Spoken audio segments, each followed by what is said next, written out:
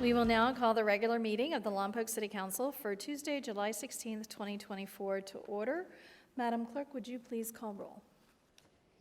Councilmember Ball. Here. Councilmember Starbuck. Present. Councilmember Vega. Here. Mayor Pro Tem Gilda Aiello. Here.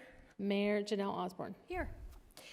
We'll now open the floor for oral communications on closed session items. You will have 3 minutes to speak if you would like to. The two business items that are on the agenda while we wait to see if anyone would like to speak are conference with legal counsel, existing litigation, government code section 54956.9D parenthesis 1, City v. Lompoc, Anton Nami, Santa Barbara County Superior Court Case 23CV05070.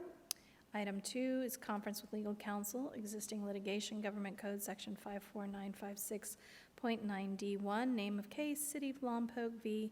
Eduardo Chavez Hernandez et al., Santa Barbara County Superior Court Case number 22CV04770. Seeing no one here for oral communications on closed session, we will close that and we will reconvene for the regular portion of the meeting at 6:30.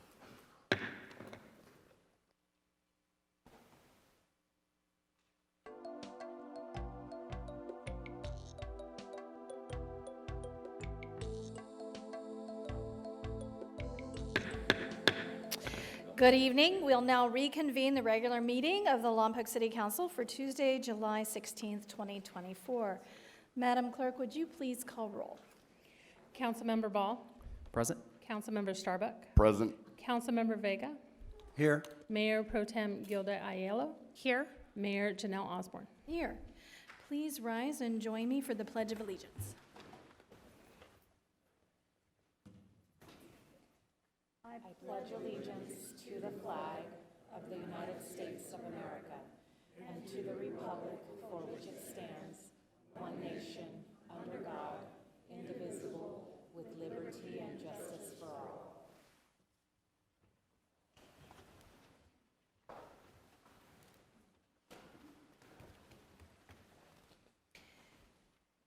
Mr. Malavi, do we have any reportable action from closed session?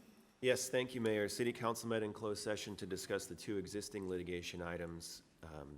The council gave direction to staff on both of those, but there's no reportable action. All right. We will now have a proclamation for Parks and Rec Professionals Day. So I would like to have staff meet me at the podium.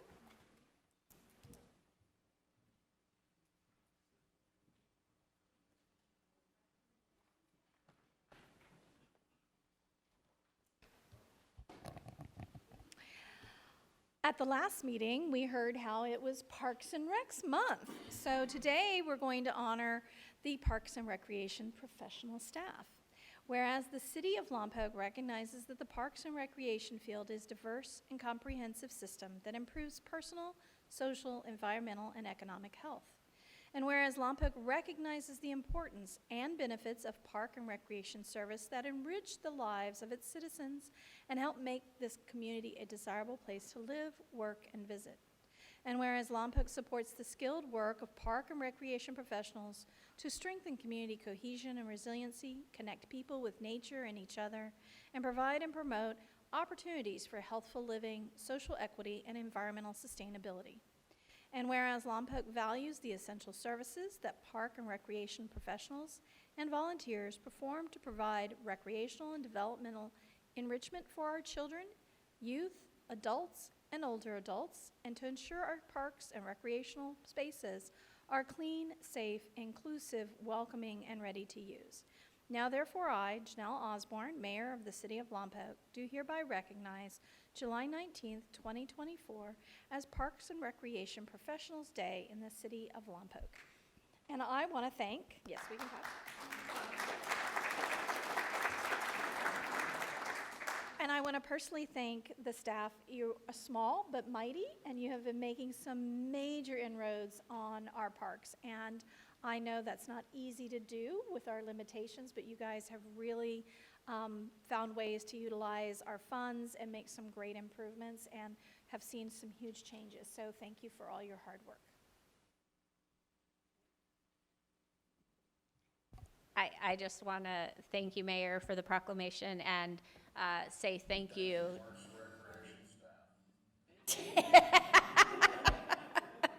And say thank you, Parks and Recreation staff. So, really and truly, thank you. And we have a little video to play.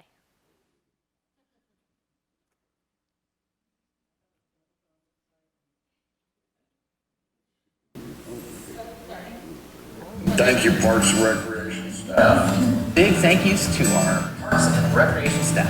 Thank you to all the Parks and Recreation staff for maintaining this facility. But I also want to thank Parks for everything they do. They do a great job. Thank you, Parks and Rec staff, for all your hard work.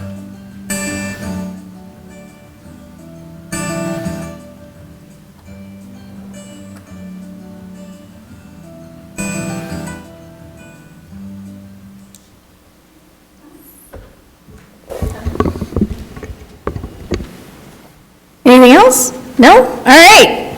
We're on to the city manager report, Mr. Albro. Well, I wanted to take a moment to acknowledge firefighters that went out and fought the lake fire.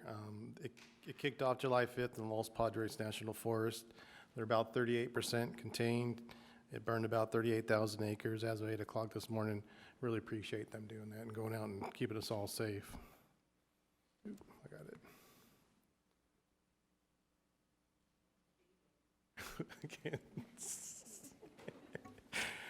I also want to take a moment and thank the Parks and Rec again for the 4th of July event and the mayor for doing the bike parade. I got about 1,000 people that attended. Thank you for all that and everybody that showed up and was part of that. I also wanted to thank our electric crew. They're doing an awesome job. I know they just finished the 4K to 12 kV, which is a big project. But at the same time, they're still doing upgrades to our light poles outside. So when you go outside and you leave, take a look at them. They're energy efficient. They got about 14 replaced. They got 21 total, so they're about 2/3 away. And they look really great. I'm really proud of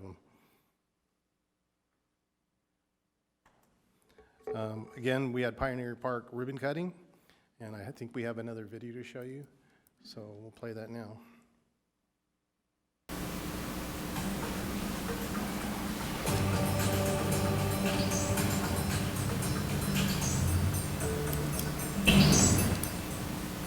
I want to thank you all for joining us today. It is with great pleasure that we gather to celebrate the completion of Pioneer Park. And not a lot of people know this, but it is a new triple demonstration site for inclusivity, fitness, and play on. And further, this ribbon cutting kicks off the month of July, which is National Parks and Recreation Month. So this July, we're celebrating the many ways Parks and Recreation professionals, a lot of them are around you right now, but they foster a sense of belonging by providing welcoming and inclusive programs, essential services for all ages and abilities, and safe, accessible spaces to build meaningful community, setting this month's theme of Where You Belong. Afternoon, everyone. Eric Reyes with the Office of Congressman Salud Carbajal. I'm very excited to be here today on his behalf to celebrate the federal dollars coming down and helping the community of Lompoc. I can already tell the kids are having a blast, and it's perfect timing with summer and the launch of Recreation Month.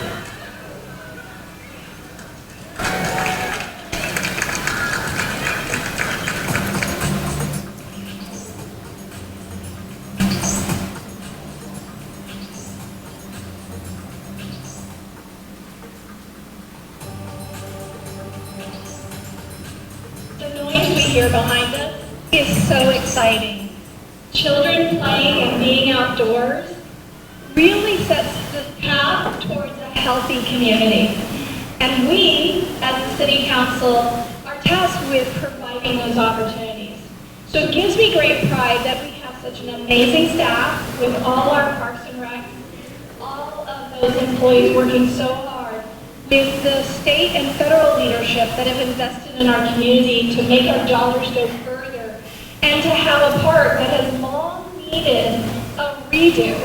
And And not just that, but an amazing improvement. So I am just here to say thank you.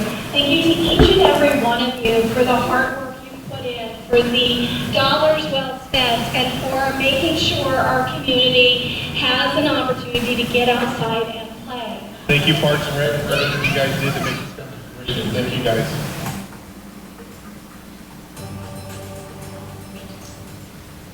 I also wanted to thank the admin staff that took the time to submit this application to Carver Hall's office. And they did a really good job, and they're not easy to get, and they procured almost $1.3 million in that project. That's pretty exciting to see. Allen Hancock College will have a women's fire camp starting off, ages 15 through 23 for young ladies that think they might want to get into that field. That'll be August 3rd from 9 a.m. to 5 p.m. PD will also be doing a women's self-defense course. That'll be August 12th through the 15th. It's great if you're getting ready to go to college or if you just want to be safe in our community. We are still doing some repairs to the pickleball courts. I think there's 2 tennis courts that are still open, so we'll let everybody know that.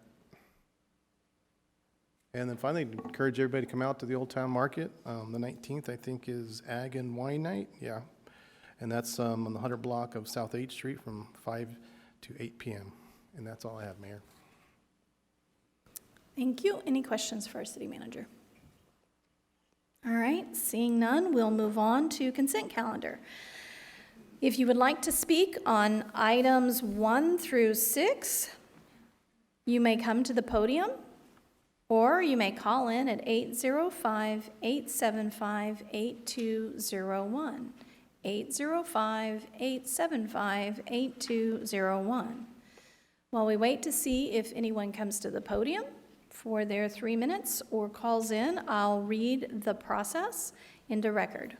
All items listed under consent calendar are considered to be routine and will be enacted after one motion in the form listed below. There will be no separate discussion of these items unless good cause is shown prior to the council vote. Any items withdrawn from the consent calendar for separate discussion will be addressed immediately before the second oral communication near the end of the meeting. Seeing no one rise and no one call in, we will close public comment on consent calendar, and I will bring it back to council to see if there are any questions or items to pull. Councilmember Ball. Just a couple quick questions on item number 3. If I could ask those. I don't know who wants to take that one. And here comes Stephen Valle. And I won't take much time. This is hopefully a really good news item. But I'd love to learn a little bit more about it. Thank you, Stephen. Nice to see you. Hi, thank you. So this item is accepting a grant award from the Department of Defense's Office of Defense Community Cooperation Military Installation Resilience Program. That's a lot of stuff. I know we've been working hard to strengthen our connection with the base. There's a lot of terms in here. There's a lot of things that are going to happen, but this all adds up to like $1.5 million. What's happening? And give us some good news, and just give me the top level. What's happening, and what does this mean? Definitely, yeah, I can definitely speak to that. So it is an exciting project. We've been looking at ways that we can enhance resilience and sustainability in the community and in partnership with the base. So Old CC, the Office of Local Defense and Community Cooperation, they are a branch of the Department of Defense that provides assistance to communities to help with those kind of projects. So we did a full study back in, and we started back in 2021. We had about a 3-year study, and it culminated into a few projects that really kind of took ground. So we're now looking at enhancing sustainability missions with the base and community of Lompoc through conceptual designs of a new distribution substation to serve both Vandenberg and Lompoc. We're also looking at building on the results of the previous study with a conceptual plan to provide an emergency alternate water supply to Vandenberg, a workforce housing project. So we're also going to look at developing what some would call the antenna farm. So it's a 466-acre parcel that is owned by the base, but is in city limits. So we're looking at better ways to use that land, or if, you know, if that's a possibility. Other than that, we're also going to, it's kind of exciting actually. We're proposing to develop the first blanket IGSA, intergovernmental support agreement with the base. So that would allow us to, I would say, enhance our services by providing services to the base. So whether it's, you know, painting streets, you know, delivering street signs, working on electric lines, or even, you know, taking advantage of economies of scale through, you know, through ordering together with them. We're really looking at ways that we can, you know, enhance their ability to focus on their mission by focusing on ours, which is really, you know, providing those services that a community needs. So it's pretty exciting. But yeah, we're hopeful. I know we're working through some comments that came back from the technical review committee, and from there we'll have a grant agreement, and we're steadfast on working on this, and we regularly meet with the base too. So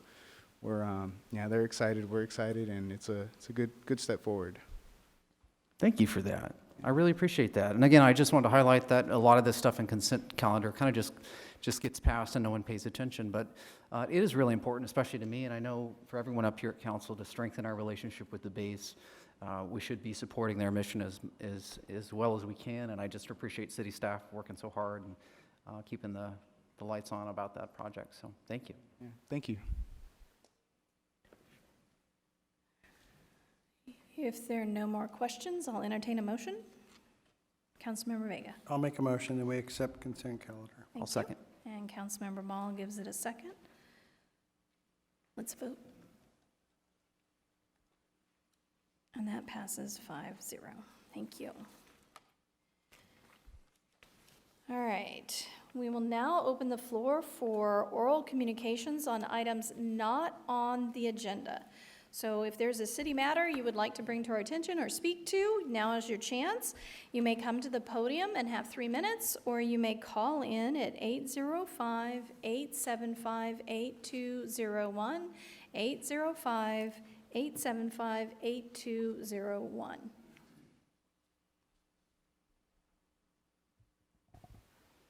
Thank you for the opportunity to speak.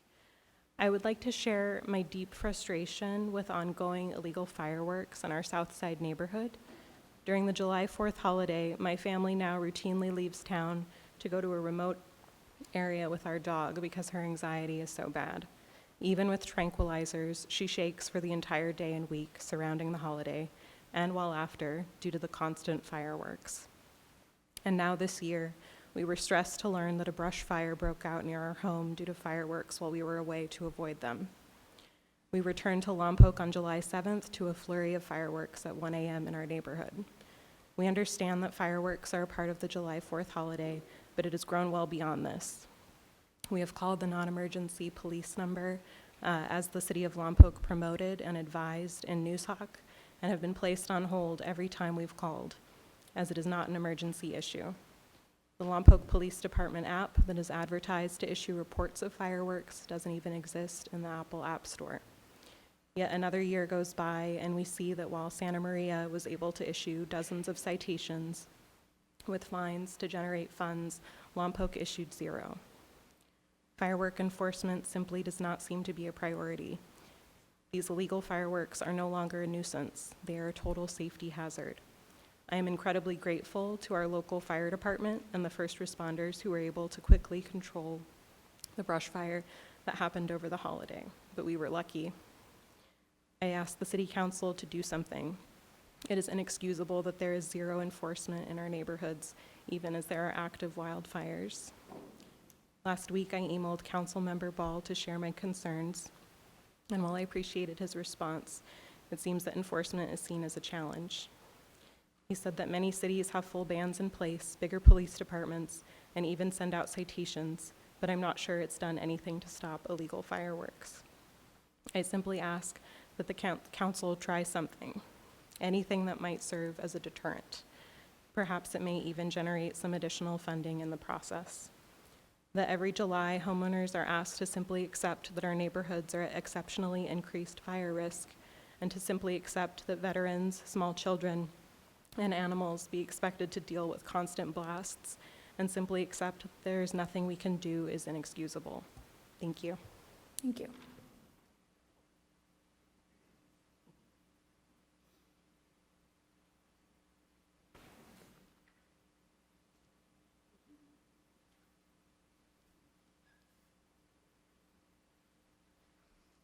First, let me thank you for your service. I'm a retired member of City Council in the state of Washington.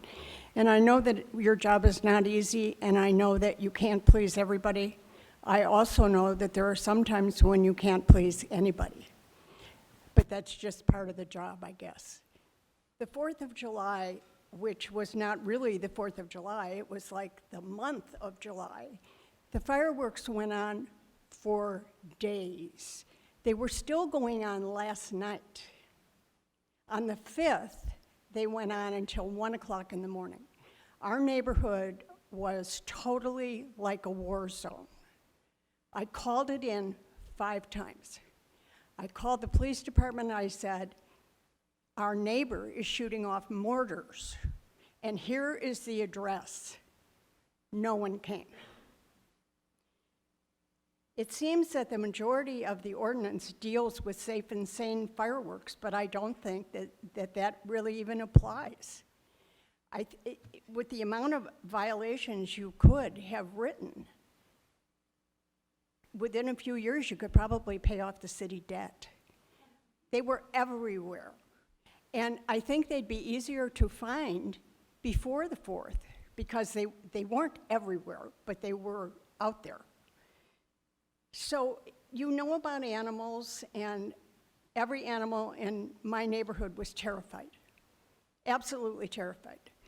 This is partially a military town. There are lots of people here who have PTSD. That is unacceptable. Those mortars are unacceptable. And the length of time that it went on was just ridiculous. I have called the city and left 3 messages for the city manager. I have called the police department and left 2 messages for the sergeant who I was told was in charge of responding to the fireworks. No one has called me back. Now, as my mother would say, that's unacceptable, it's condescending, and it's incredibly rude to not call someone back. They didn't even know what I wanted. I just left a message that I had a concern and I would like to speak to them. Nothing. That is what's really disappointing here. And I'm sure that if you got together with a few other communities, everyone is facing the same thing. And maybe the drone idea from Santa Maria is the answer. I don't know. But we need to figure out something. Or we're going to have to go out of town next 4th of July, or go to the base where they don't allow fireworks. Because people need to be ticketed for this. Thank you. Thank you.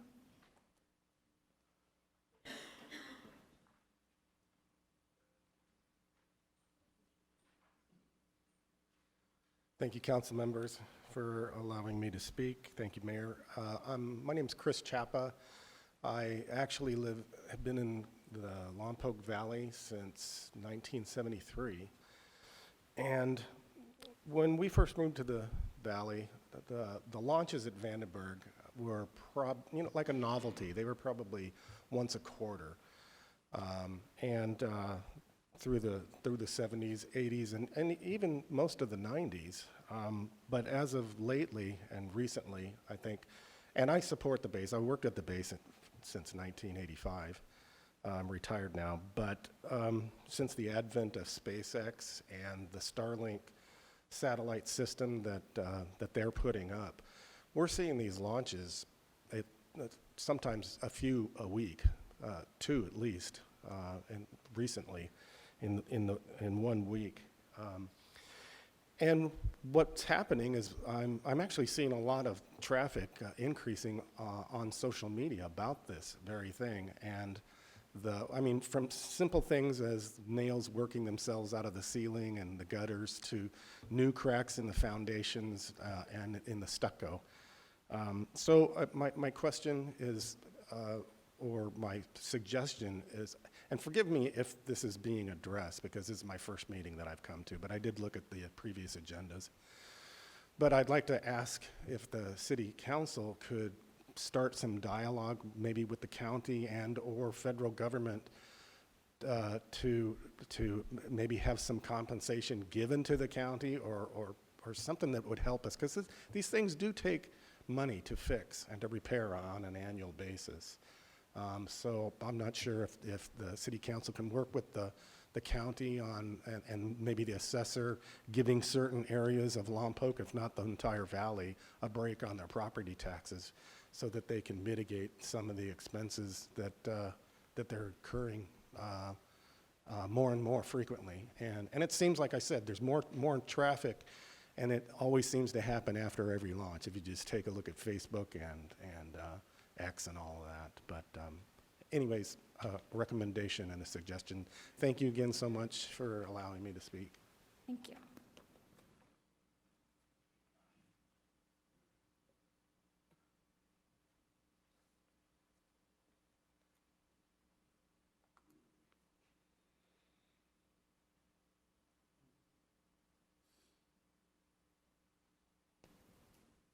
Hello, Carl Jones. Good news. The 10-foot grass is now 3 inches. Just to let you know. Homeless dude, he's gone. They got rid of the bedroom suite. They're still working on the carpet. But I can see the ball fields again. So there are some good things happening. I want to say thank you for the code enforcement people. I want to thank the law enforcement guys that had that high-speed chase last night, decided to dump the car off in front of my house. It happens. Our police officers, our safety, they're busy. Police officers, I know they say 99% strength, but in all actuality, for our populace, you're only 50% strength. And you're doing a great job. I just want to say thank you, because I understand that. I voice this all the time to people when they ask. I say, yeah, we got a full police department for what's on the books. But for the populace we have, we're at 50%. So these officers are really working hard, and I appreciate that, because they're doing their best they can, for, just what they have. We should have 100 officers, we got 50. But that's what we're dealing with, so that I do just want to say thank you to the city employees that, we do address the stuff in the time frame that's possible. And I just want to say thank you. You're doing a great job as far as I'm concerned. Thank you.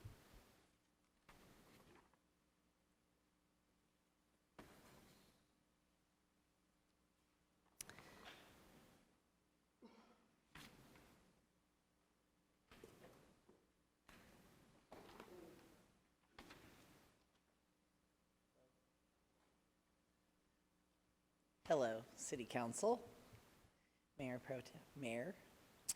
I am here to make comment on the Planning Commission issue that came up concerning the Hickory neighborhood, where they took the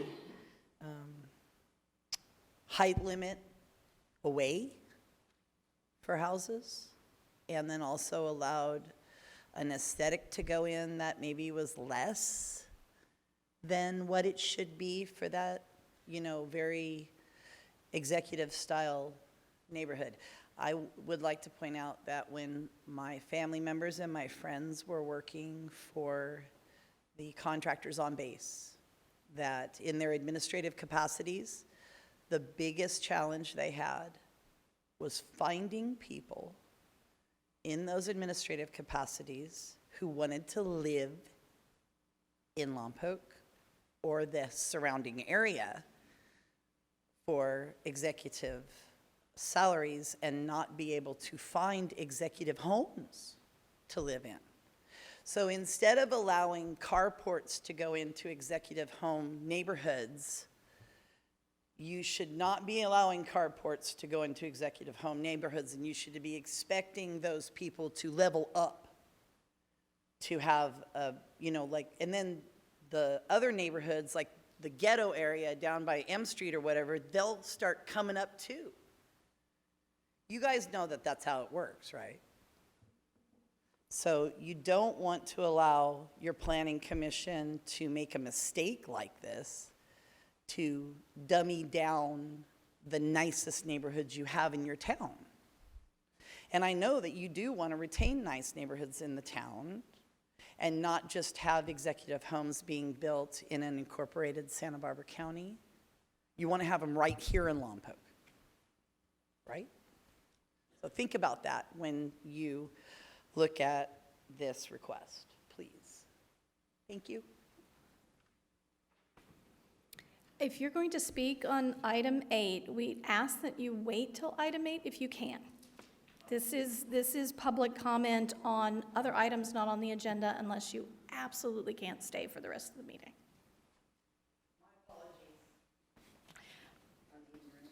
All right, seeing no one else rise and no one call in, we will close oral communications and bring it back to the agenda. Our next item on the agenda is item number 7, the public hearing regarding nuisance abatement of weeds, rubbish, refuse, and dirt, and adoption of resolution number 6687(24). And we have our battalion chief, Tina Paskey, to update us. Thank you, Madam Mayor and City Council, and importantly, the public. Tonight, we have the public hearing for our weed abatement, and this is an annual thing that we have to do. Sometimes the public doesn't understand that we have to do it every year. So we apologize if you get letters every year. We wish we didn't have to do it, but that's part of the California Government Code. So it's a calendar year, so we're here again.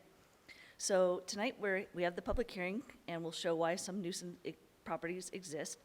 And staff is recommending the adoption of Resolution 6687(24), ordering the fire marshal, myself, to abate the nuisance as declared on May 7th, with the resolution amended on June 18th, and the ones that have not actually mowed. So we have some examples to show. So I'd like to show some of the, maybe the highs and the lows. So.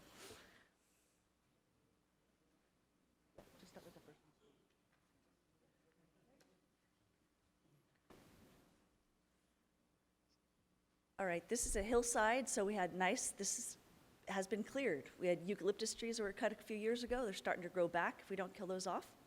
Next. As you can see, we do have slopes and hillsides in the city limits. Sometimes we always think we're kind of like tight lots or flat lots, but we do have some hillsides. This one's not developed yet, but it would threaten the other homes, and they did a great job clearing. Another vantage point. You can see down below, too, that threat fire likes to definitely travel uphill, so if we don't have a good clearance, we would threaten the hills, the houses above it. And sometimes we have enough weeds that we impede the mobility of people walking on the sidewalks, which could be a nuisance, too. This is a little bit of extreme, some brush components in there, but this isn't a normal city lot.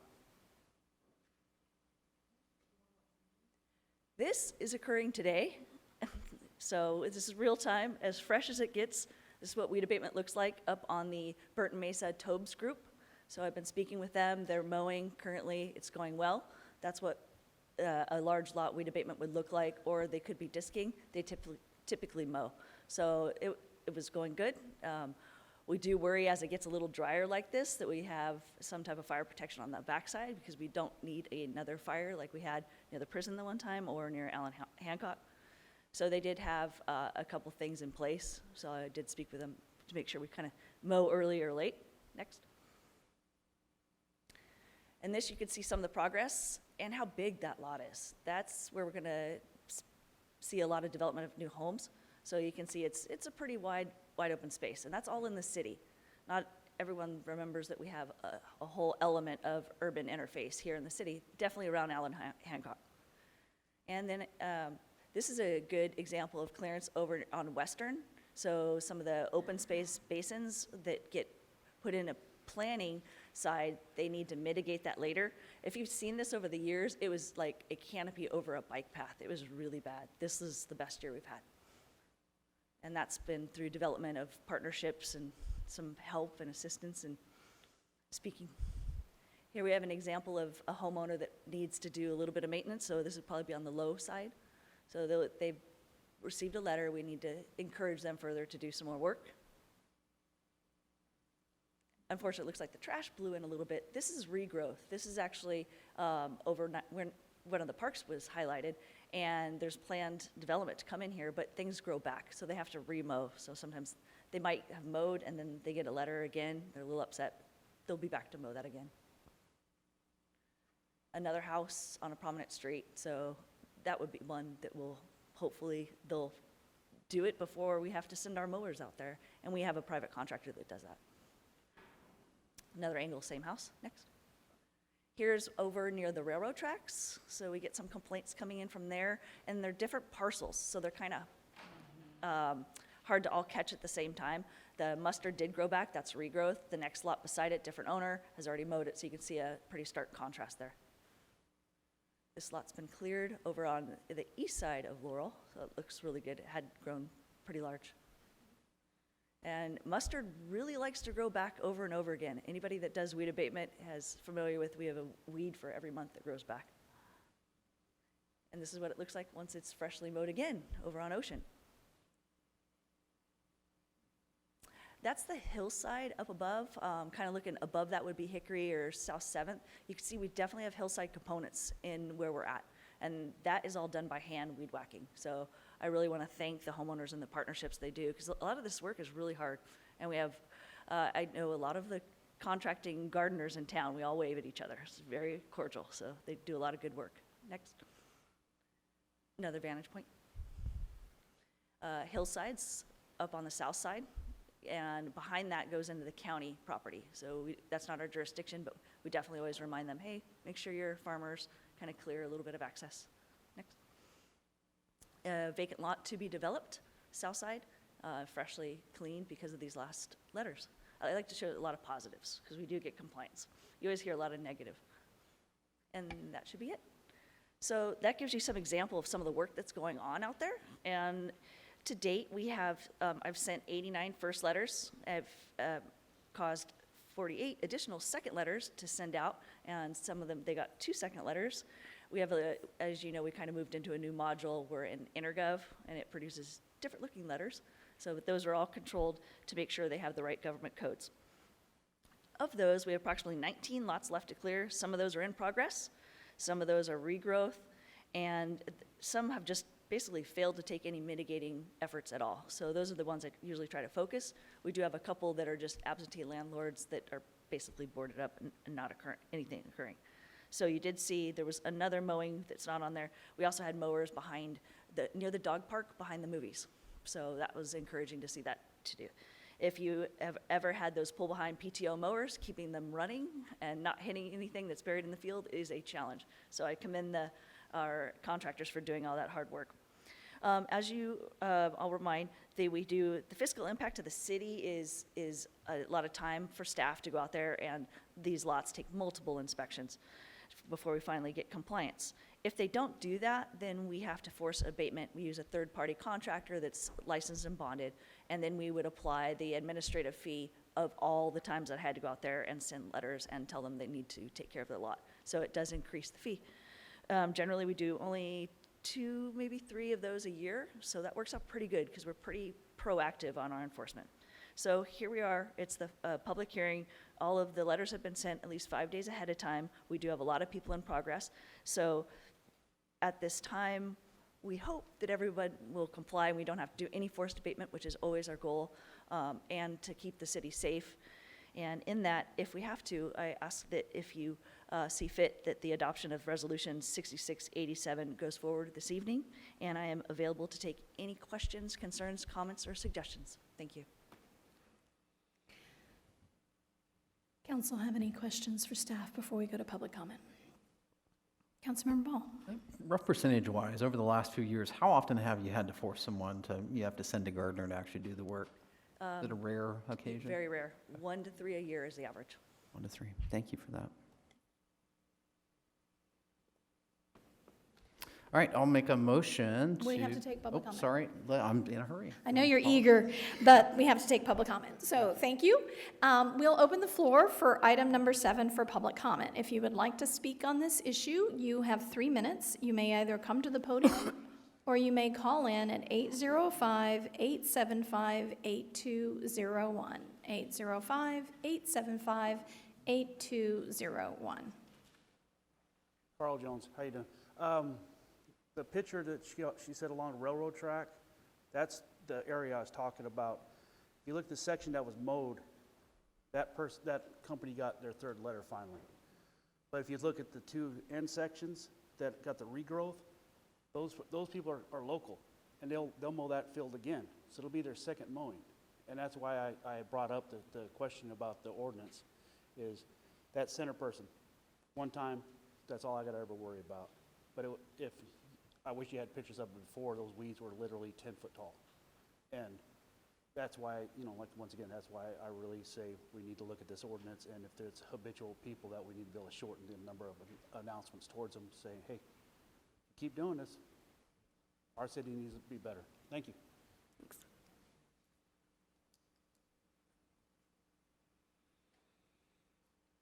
All right, seeing no one else rise and no one call in, I will now hand it off to Mr. Ball for a motion.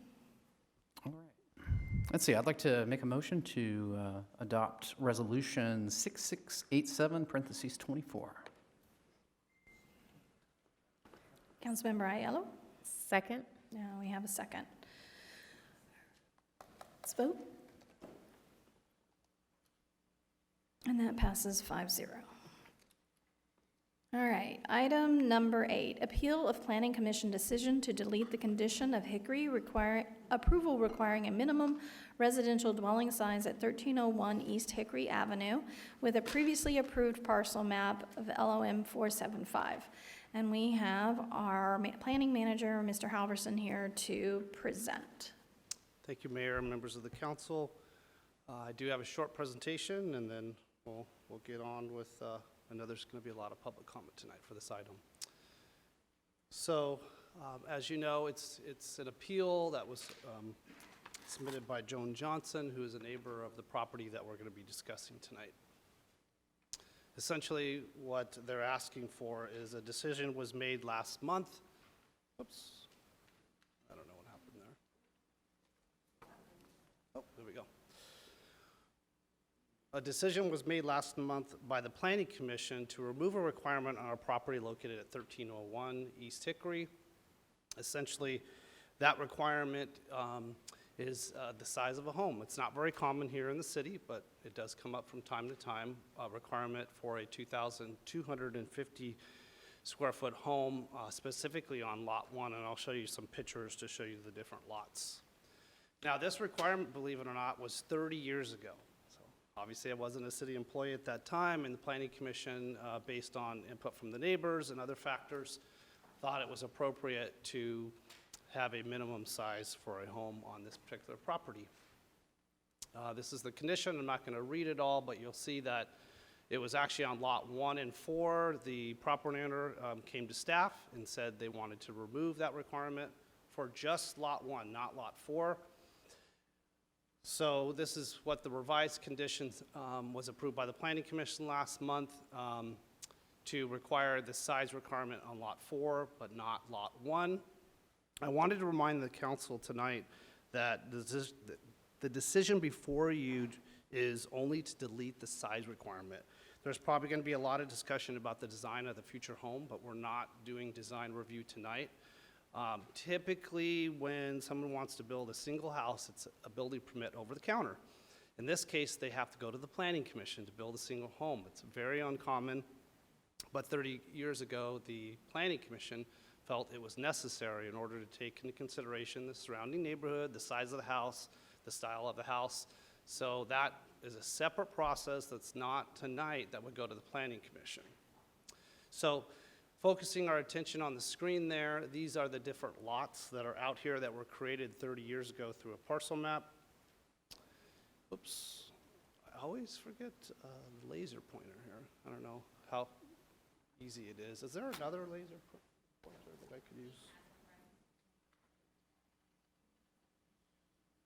So obviously the one tonight that we're discussing is the one in red that was removed, that the size requirement was removed only for Lot 1.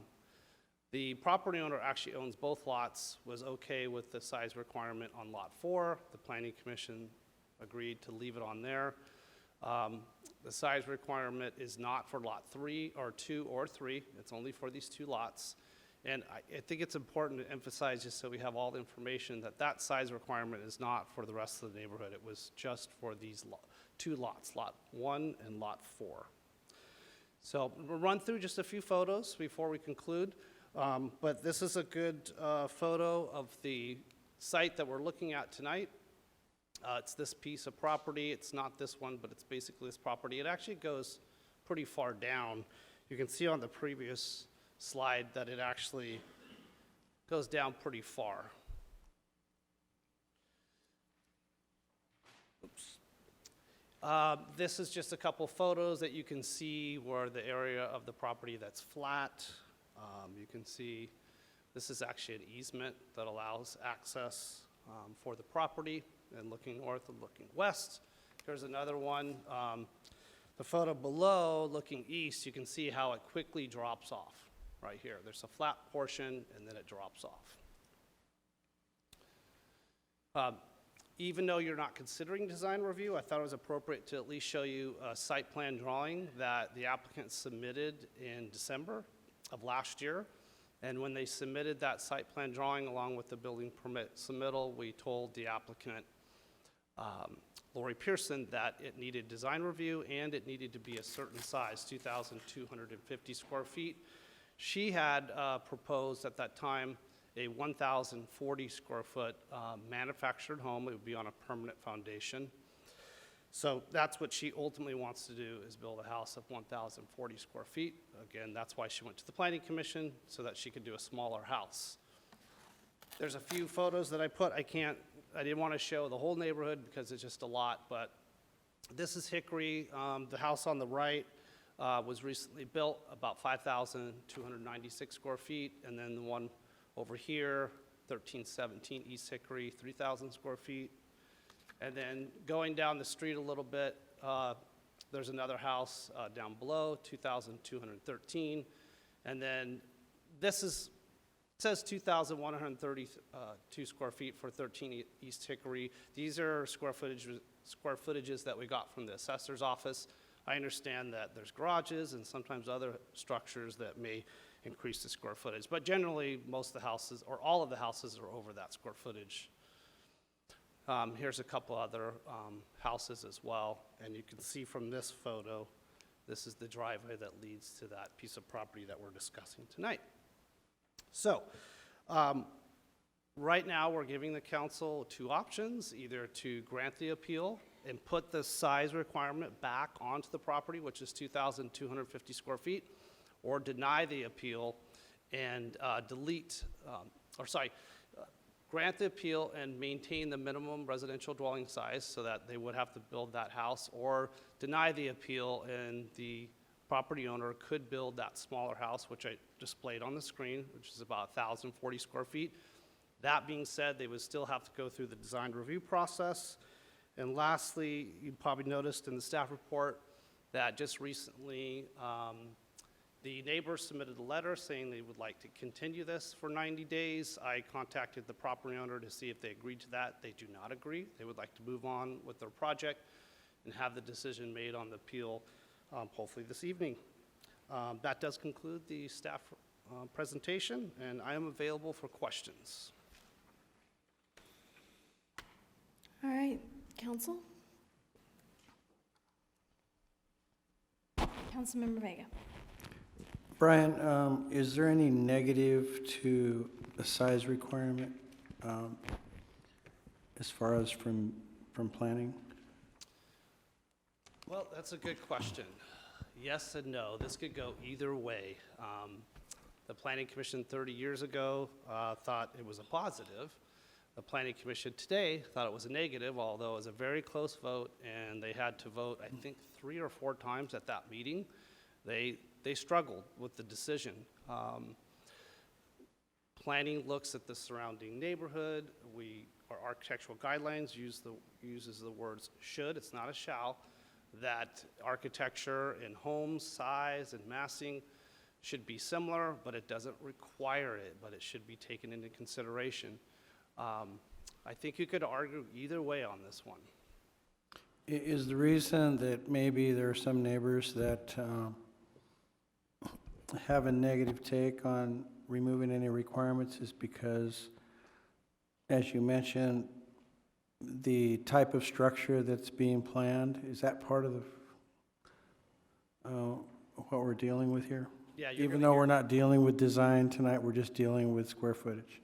Yeah, you're gonna get that input, I think, from the neighbors that are here this evening. I will say that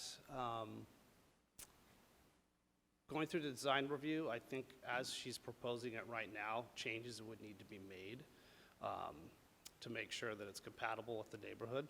But right now, again, we're only looking at the size requirement. Okay. So I think it's a challenging, a challenge before the council because this was 30 years ago. And so, you know, is it still relative today? That's for the decision for the council. Thank you. Councilmember Aiello. Brian, how long has that, do we know how long that lot has sat vacant without a structure? For probably 30 years, that's when they created the map 30 years ago. So there's been no movement on those lots, or those two lots, I should say. And would you say that the lot, it sits back and kind of away from, I mean, when I saw the picture, the other homes seem to be more on the street level side. Does this Closer lot? to the street? Uh-huh. Yeah, I would say so, but there are setback requirements. Usually it's a 15-foot setback, so the house needs to be set back anyways. Right. But I could show you, go back to look at a few. So there's one. Right. And then there's some others. Okay. That other garage, though, it's not really a good example. It was built a very long time ago, but Okay, so nobody's ever, has anybody ever attempted to build an actual, or come not to to the my planning understanding. Yeah. So No, I haven't okay. seen anything that's, I think it is important, though, that the property is limited to a single story, so they wanted to preserve the views. The property owner has no problem with doing a one-story.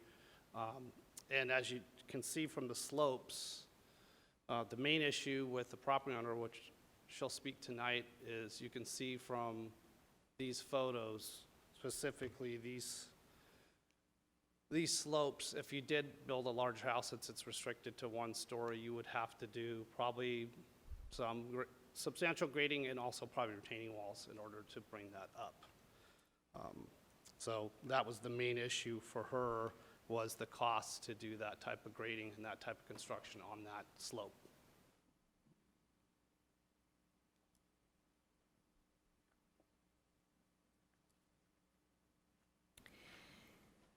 Any more questions before we go to public comment? Shh. Given we have an appellant and we have a property owner, what is appropriate, Mr. Malave, for who should go first and for allotted time so that it's fair for both? We could do it more of an informal way. There's really no defined correct answer. Okay. We can have it like a normal public hearing where people come up and speak. I think that's probably the best, given that we have an appellant and we have an applicant. Okay. It'd be That's fine. difficult to do rebuttals both ways. Exactly. So for clarity, we will start public comment. It would be welcoming for the appellant and the owner to take the first two positions, and then everyone else follow them, and we will stick to the 3 minutes given the number of individuals that are likely here for it, just for clarity. So we'll go ahead and open public comment on item number 8. My understanding the appellant goes first. You're welcome to come first, yes, if you'd like.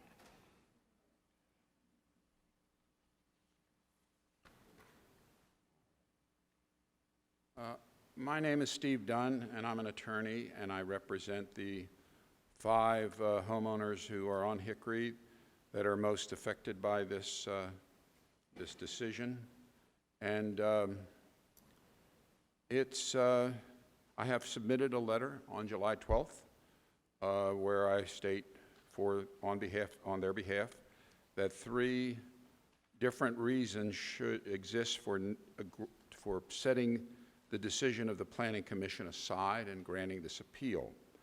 And the reasons are the standard that is used by the Planning Commission, which is almost grabbed out of thin air, but supplied by the applicant, but it's not the kind of standard that's typically used, is that she can't afford to build a home and comply with the 2,250 square foot requirement.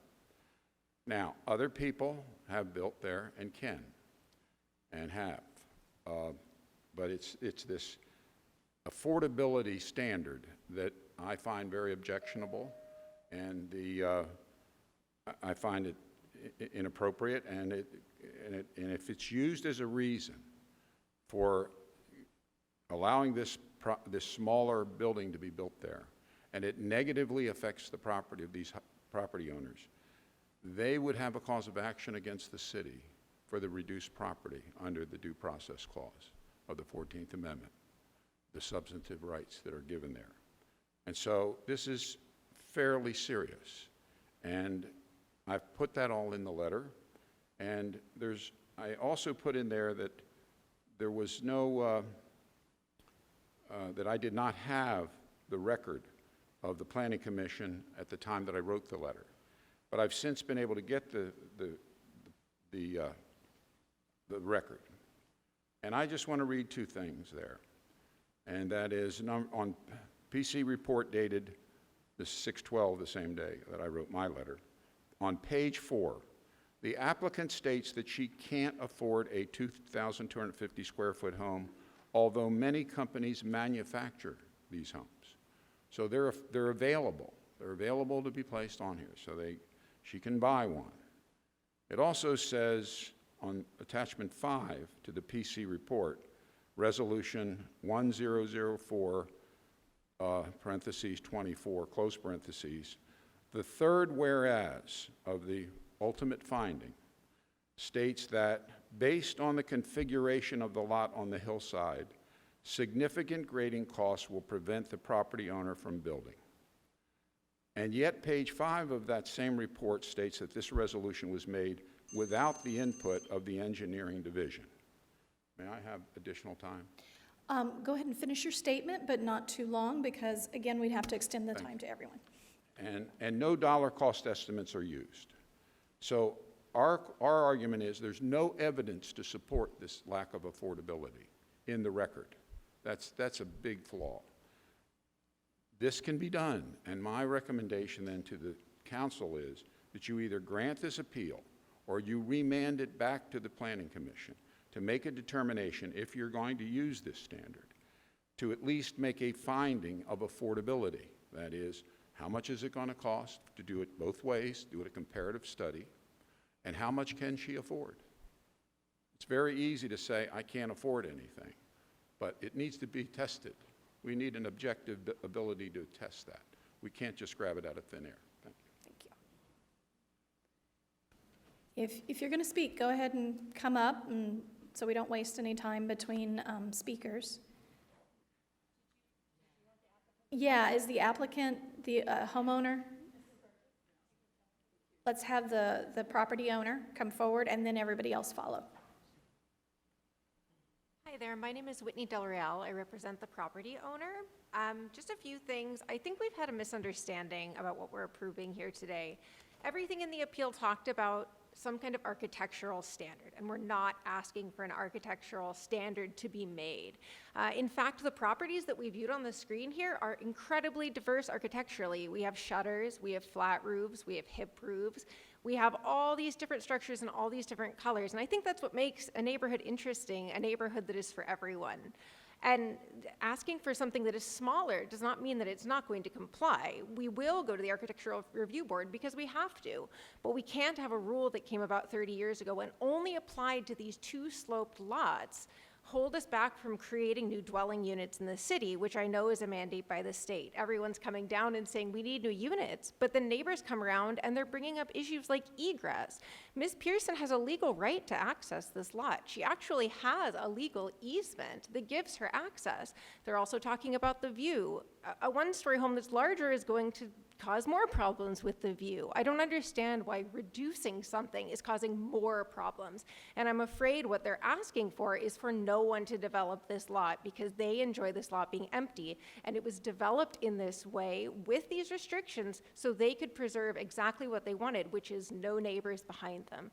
Additionally, it's set back so far down the easement, it can't be viewed from the street. So any issues with massing or colors even won't be viewed from the street. So I fail to see how this is an item that is of concern to them regarding size. We're happy to comply with architectural standards. That's not an issue. And I understand that a manufactured home is new, but it's 2014, it's time for some changes, and these manufactured homes are beautiful. We can do architectural hip roofs that match exactly what the neighbors are. A white structural with a red hip roof, and 1,000 square feet going straight back will look the same as 2,000 square feet with a garage in the front going straight back in an incredibly diverse street. So we're just asking that you deny this appeal so Ms. Pearson can build her home on this lot, which is unique in the neighborhood in that it is sloped, and which is also unique in that it's had these restrictions imposed on it that no one else has had to meet. And in the 1100 block of Hickory, there are homes that are 1,200 square feet, all the way down around Hickory, all the way down around 6th Street, different colors, different sizes. It's just these homes right around the sides of this where they range from 2,000 to 5,000 square feet, which in itself is a lot of diversity for homes. So we're asking that you please deny the appeal. Thank you.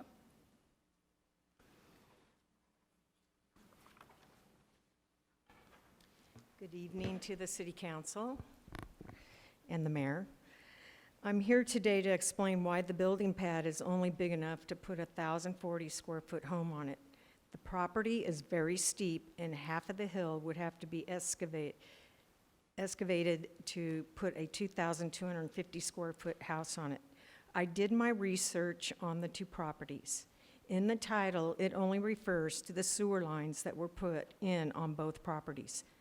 It does not mention any size house that has to be built on those lots. I have no problem with a bigger house on Mango. The lot is flat and it has the space for it. But the top lot is really, really steep and it's just a small pad. And you have to pull it back 15 to 20 feet, and 6 feet in. It does not mention any size of the house that has to be built on those lots. There is no HOA or anything else stating otherwise. I have called the city and asked them if they had any information that they might have on Hickory or Mango properties. All they had was a map of the location and the property lines. In other words, they had no other information. I researched the sewers to both properties by the head person, Dorn Mars, and he got his crew up on Hickory and down to the street, and they poured blue dye down both pipes, and they were in great working order. I checked with the water company, and Jose came out and checked the water line underneath the road, and he said it was in working order. He said it looked fine and I should have enough volume, which is different than pressure, for the size house I was building with sprinklers added, because you have to have sprinklers. I had Edison come out and he looked at the electric from the pole to the property. It's on both properties, the electricity and the water as well. And he said, it looks like I have enough for that size house, but maybe new wire would have to be pulled down to Mango. I never expected to build on Mango. I just bought both because that's what the previous owner wanted. She wanted to sell both of them together. She had offers on selling them separately, but she didn't want to do that. I purchased the property because I did all this research. My team submitted to the city soil survey, land survey, civil engineer reports, foundation that was okayed, but because it took the city so long, it was a new year, so they made me have it pay and have it done over again. We submitted and complied with the city on everything, and they just keep asking us the same questions over and over again. It would take 3 to 4 months to hear back, which just prolonged getting any answers. After 2 years plus, at another city's request, we noticed they had a letter from the previous owner from 1994, 30 years ago, say you can only put a 2,200 square foot home on both properties. Hear me right, 2 years, me submitting to the city. I need you to wrap up because we gave extended time to the I didn't appellant. know that the property owners would request such a thing. My team and I were very shocked, and why after 2 years, nothing was said to us, and it's not in the title. This was my retirement home, a manufactured home, which is exempt from a lot of the regulations because of a housing shortage. This has cost me so much time and money. The cost of building from 2 years ago has gone up 47%. I would have neither purchased the property and in some way feel the city is responsible for the mistake. Please consider my request. Thank you, Lori Pearson. Thank you. Yes, please. Good evening, Mayor and City Council. My name is Carol Burgess, and I'd like to keep this short and sweet. I'm just looking at this as all of us that live in the neighborhood are having a lot taken away from us. And it's going to one person, and it doesn't make sense. And also, it just seems, for our neighborhood, it seems to be a mismatch. And I'm just asking you to reinstate the size. Thank you.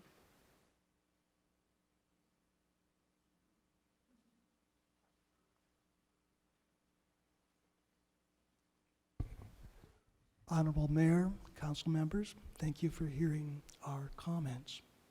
My name is Daryl Burgess. I'm Carol's husband, and I'm really shocked. Everybody thinks that things have changed so much in 30 years. You're looking at the man who wrote those requirements in 1994. I'm standing here. I still live in the same house and in the same neighborhood. I am still paying taxes to the city of Lompoc. I've spent my career in medicine working for the people here in Lompoc. 30 years is a long time, but I'm still here, guys. And you know what? My neighbors across the street are still there too, and they were there when this all started and when we made those restrictions 30 years ago. My next door neighbor was there before I was, and she's still there, and she's not very happy about these things being done either. Those restrictions were placed there as a compromise between what our neighbors wanted, which was a much larger home. Incidentally, your square footage numbers are way off for our houses. Mine is 3,300 square feet. Jones is about close to 4,000 square feet. So is the one across the street from her and across the street from me. Your numbers are not correct. I don't know where you got the data. I did ask Brian to change it. He said it would be difficult to do that. But there's nothing on our street that's 2,000 square feet, nothing. And she talked about, well, in that general area, there are 2,000 square foot homes, but they're not in our neighborhood. Our neighborhood is that view lot, that view street up there. We paid a bunch of money for those houses because of that and because of the quality of the neighborhood, and that's why we moved there. And she wants to come in and change the character of the whole thing. And she says nobody would tell her anything. Well, this has been public information for 30 years.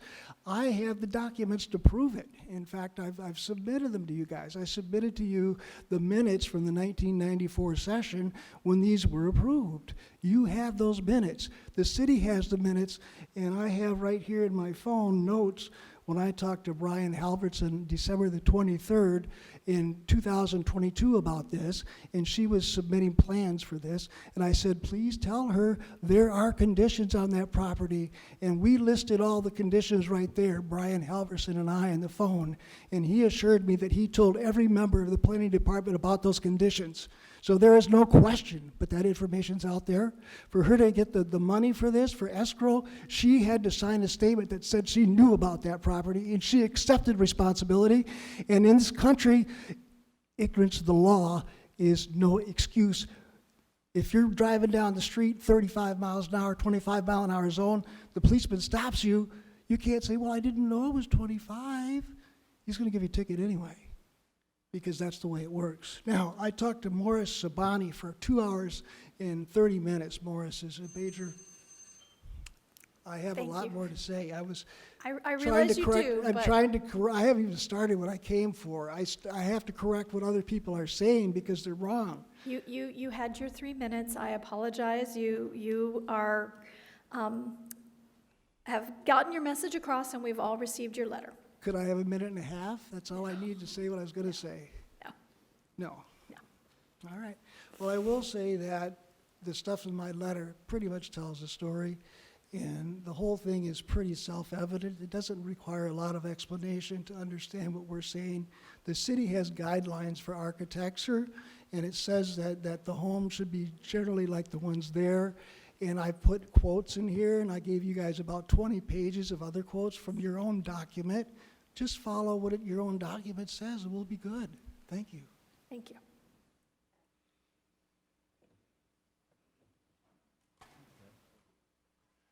Good evening, Madam Mayor, City Council folks. My name is Mac Inch. My wife Susan Inch and I are the homeowners at 1320 East Hickory Avenue. I've listened carefully to the audio recording of the 12 June Planning Commission meeting that approved Resolution 1004. Two fundamental concepts, both critical to the issue, were completely absent from the Commission's wide-ranging discussion. The first, due diligence, refers to a real estate buyer's opportunity and responsibility to research all aspects, physical, financial, legal, environmental, everything, of any property prior to its purchase. This rigorous investigative process is so vital to reducing a buyer's risk that California real estate contracts include a 17-day contingency period specifically for due diligence. This is critical because any problem, condition, restriction, anything short of fraud by the seller becomes the buyer's responsibility upon closing.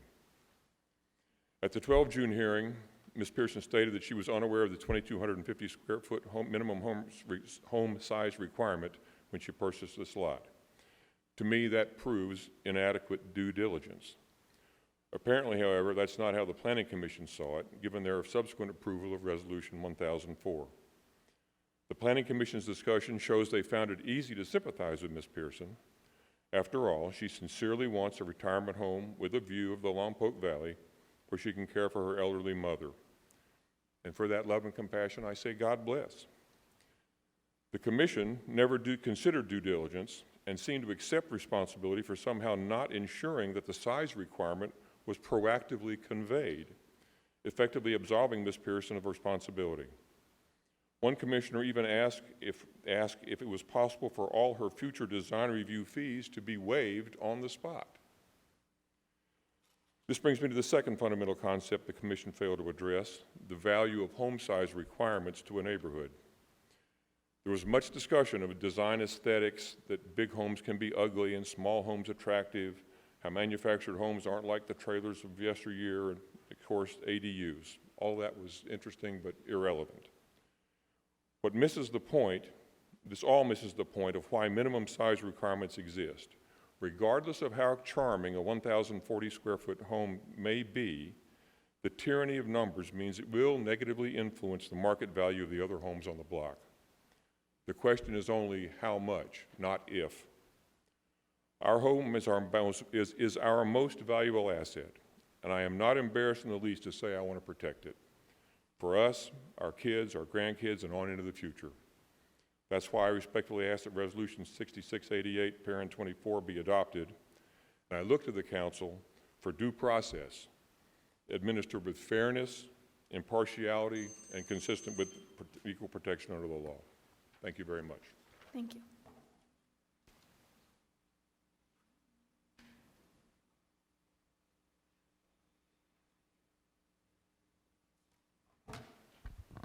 He's taller than I am. Good evening. Thank you very much for giving me this opportunity. My name is Susan Inch, and I live on East Hickory, catty-corner to Miss Pearson's property at 1301 East Hickory. I ask that you vote to approve Resolution 6688, which will maintain the requirement of a minimum size of the dwelling unit to 2250 square feet for this property.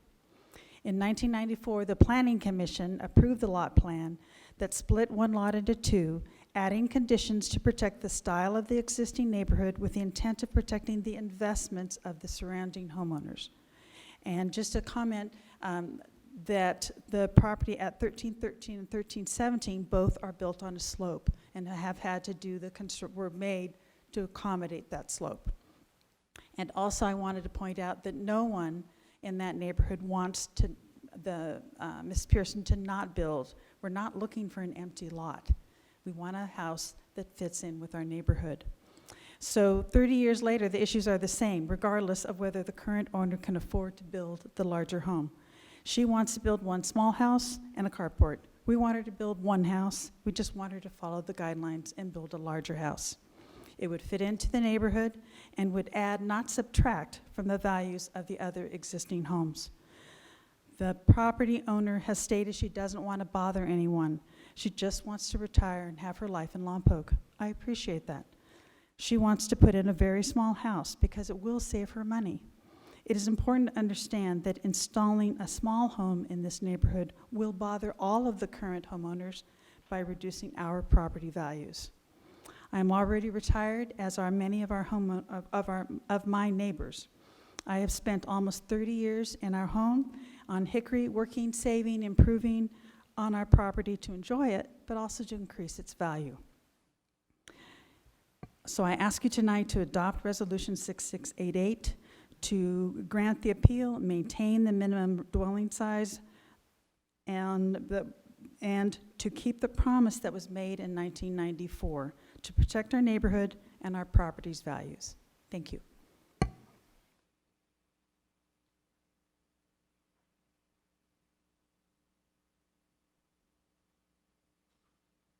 All right, seeing no one else. Oh, we have a late riser.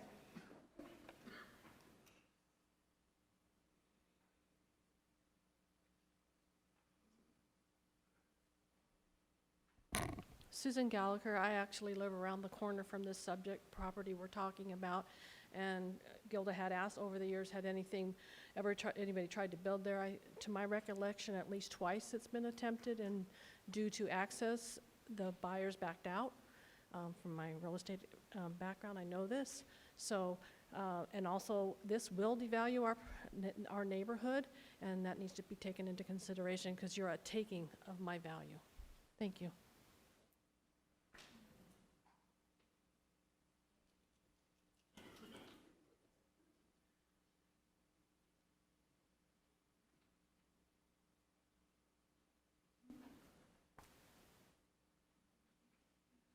Good evening, Mayor and City Council.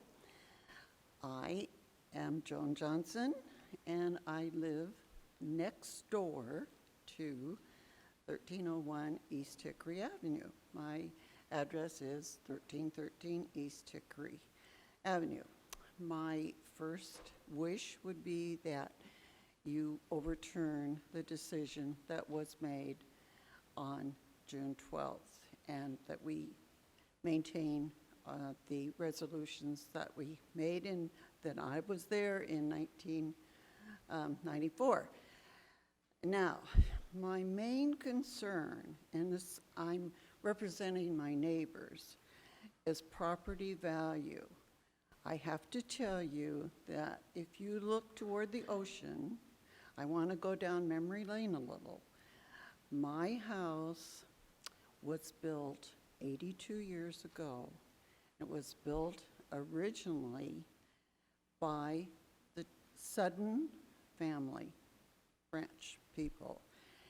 And It is then 82 years old.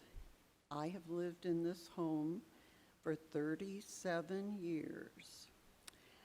My main concern is my property value. And I think that's very important. Also, you might like to visualize this. If you look to the ocean, my sidewalk, the side of my sidewalk is on the edge of 1301 property line. That's just a little close. Then I look across the street to 1300 East Hickory Avenue. And you may all recall Ed and Lorraine Howenstein. They owned Coastal Earth Movers here for years, prominent old timers as we called them. And they built their home 72 years ago.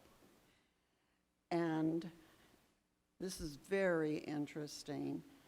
The Howenstein family, they have lived in that home right up until now. It is occupied by Ed and Lorraine's grandson. And they're concerned also about their property values. So that's my story, and I hope you'll consider us. Thank you.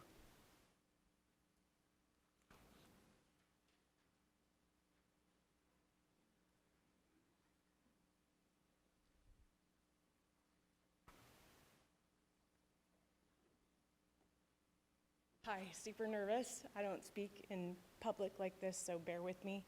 I'm Brenda Howenstein. I'm at 1300 East Hickory Avenue. My husband's the one who was the Howenstein from Ed and Lorraine. And we've enjoyed living in this home since the last almost 12 years now. It was a very quiet, wonderful neighborhood when we first moved in. And it's changed a lot since then. I feel emotional coming on, sorry about that.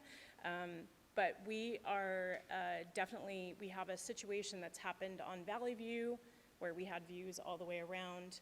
That property was literally an eyesore for 3 years. Nothing happened with it. Like it was under construction and then sat there forever. It's now occupied, it's fine. But at the same time, we have views, this whole property's had views its whole life, and we're about ready to lose that view by this proposal here.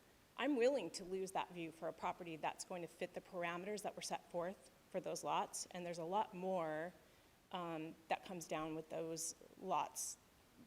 Truly, it should never have happened back in '94, but nonetheless. Bottom line is, I'm requesting that you hold it to the values that initially was set forth back in '94. I feel that by changing the rules for somebody that says that they cannot afford to do this is setting a precedent for everybody to be able to just change the rules whenever they want to. So, I mean, if she wants to build a home that meets those requirements and that's an attractive home, that's fine. But this is just not the way to do it. I feel like the city of Lompoc really needs to stand by parameters that are set forth on lots without making changes just for one person when you have an entire neighborhood that's absolutely against it. And that's all I have to say. Thank you.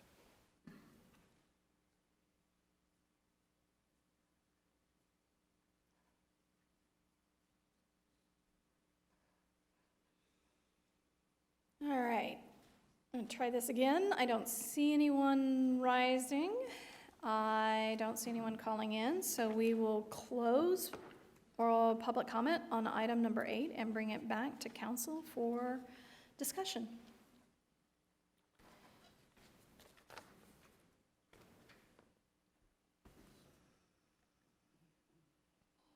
Councilmember Vega. A couple of questions for Planning Manager Brian Halverson.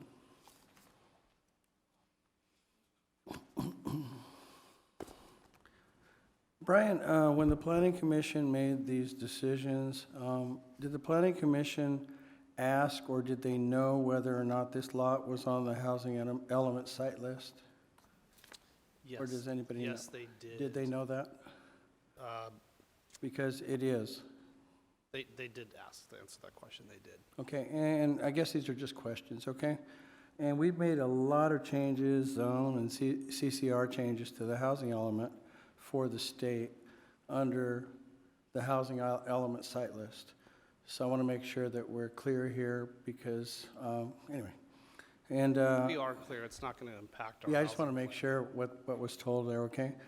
And just want to make sure that the housing site list is real and not just, I know sometimes we put a site list together for building just to comply with the state, but it's real actually here. Yeah, it's already been calculated as just one house for this property. Yeah, and I also, one of the questions would be that we should be aware of, we need to make sure that the unintended,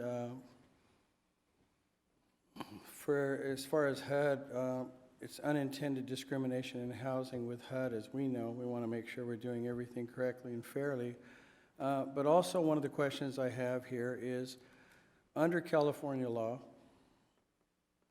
an applicant that builds a manufactured home or a home actually could build 3. Is that correct? I mean, let's just kind of, I want to make sure we're clear here, because once you let and I'm just being neutral here, I just kind of know what I'm talking about. You could have a regular home, you could have an ADU, and you could have a junior ADU. That's correct. And you probably could split up a manufactured home and make all 3 of those, if I'm correct, No, okay? you're correct, Councilmember. Okay, so I want to make sure we're just clear on what we do here, because I'm just trying to be fair to everyone. Yeah, you could, if they you have to have an existing single-family home there, and then they could, do an ADU, a junior ADU. This lot would be very, very difficult to do that, though. Yeah, and I'm not taking sides here, I'm just trying to make sure we're clear, because if it's on the housing element site list, maybe you could clarify maybe a little bit, if I could ask you what that might mean to anybody that would want to build here, so we can make a good decision here, so we're not being discriminatory and against anything that was meant from that state, the list that was submitted to the state for the housing elements. Yeah, I mean, essentially, these lots that are in the city that are zoned single-family, they were accommodated, to put 1 unit. They didn't, factor it as like 2 or 3 or a multifamily site. So it is, as part of the inventory, a house can be built on this property. But HCD, when they were looking at our housing element, they're not necessarily looking at size restrictions, and I'm not trying to put a wrench in it, but generally speaking, the state is trying to remove barriers to build homes in California. So this is a barrier. It doesn't mean you cannot have that restriction, but generally speaking, in the citywide, I'm not necessarily saying just this site, the state is continually reinforcing that they want barriers removed for construction of homes. So is there anything that would say that we were being discriminatory by saying they couldn't have a manufactured home there? No, they can. I want to clear the record on that. As long as it's on a permanent foundation, they can do a manufactured home there. That's not going to even be a question during the design review. Now, how it looks and how compatible it is with the neighborhood, we'll look at that. But as long as it's on a permanent foundation, the building division will look at that. Gotcha. You are allowed to have a manufactured home on a permanent foundation on this property. And my questions are just so that the rest of the council members are clear on what we're doing here. And also, the ADU aspect of it, you're saying the lot can't be turned into, or a manufactured home could not be made into 3 smaller legal units That would be because of the difficult for lot this size. It would be property. difficult without some planning and stuff. And I guess I'm just looking at the aesthetics of the whole area versus, the lot. So we might as well be clear on what can and can't be done. instead of just thinking it could be just singular? Yeah, I mean, in general, that lot, because of the slope, I mean, they would have to do retaining walls and other types of construction in order to build a home that was quite larger. But as you know, you can see it throughout California, there's a lot of lots that are on steeper slopes than this, and they build homes. So it is feasible, it's just gonna be more costly. Yeah, and we're not there about the design, as you mentioned, right? We're just here for lot size and allowing a smaller version of size. a home size, okay? size, So that's what we're here for tonight, so,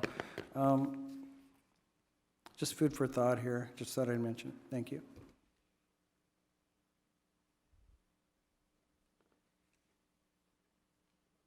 Councilmember Aiello. For clarification, Brian, the council is being asked to make a decision as to whether we uphold the Planning Commission's decision to reduce or eliminate the size of the dwelling unit that's being built there, not to really make the decision, because again, that will go into architectural review as to whether it's a manufactured home or not a manufactured home or whatever the case is.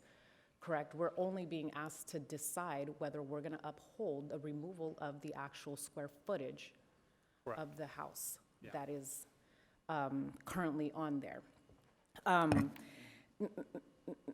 One of the public speakers, I believe it was Mrs. Gallagher, that came up and she mentioned that there had been at least 2 other potential development there, but they didn't because of accessibility to that lot. I think is what I heard. And so, I mean, I think it's clear that anyone coming into this lot is going to have a hard time trying to build anything on this lot for accessibility purposes. And, you know, the cost is not something that we should be concerned with, because that's not what we're being asked to do. But I do think that this particular lot proves and shows that there's some challenges on it. So I just want to bring that forward, because that's what's weighing heavy on me. I just want, real quickly, just to respond to that. So the Subdivision Map Act and the subdivision law says that you have to have access when you create those lots. So as someone else mentioned tonight, there is an access easement. There's clear access to both lots, Lot 1 and Lot 4. So that's not an issue. There's access, it's there. It's still a challenging piece of property, no doubt about it, but there is clearly access, and it was approved appropriately with that access easement.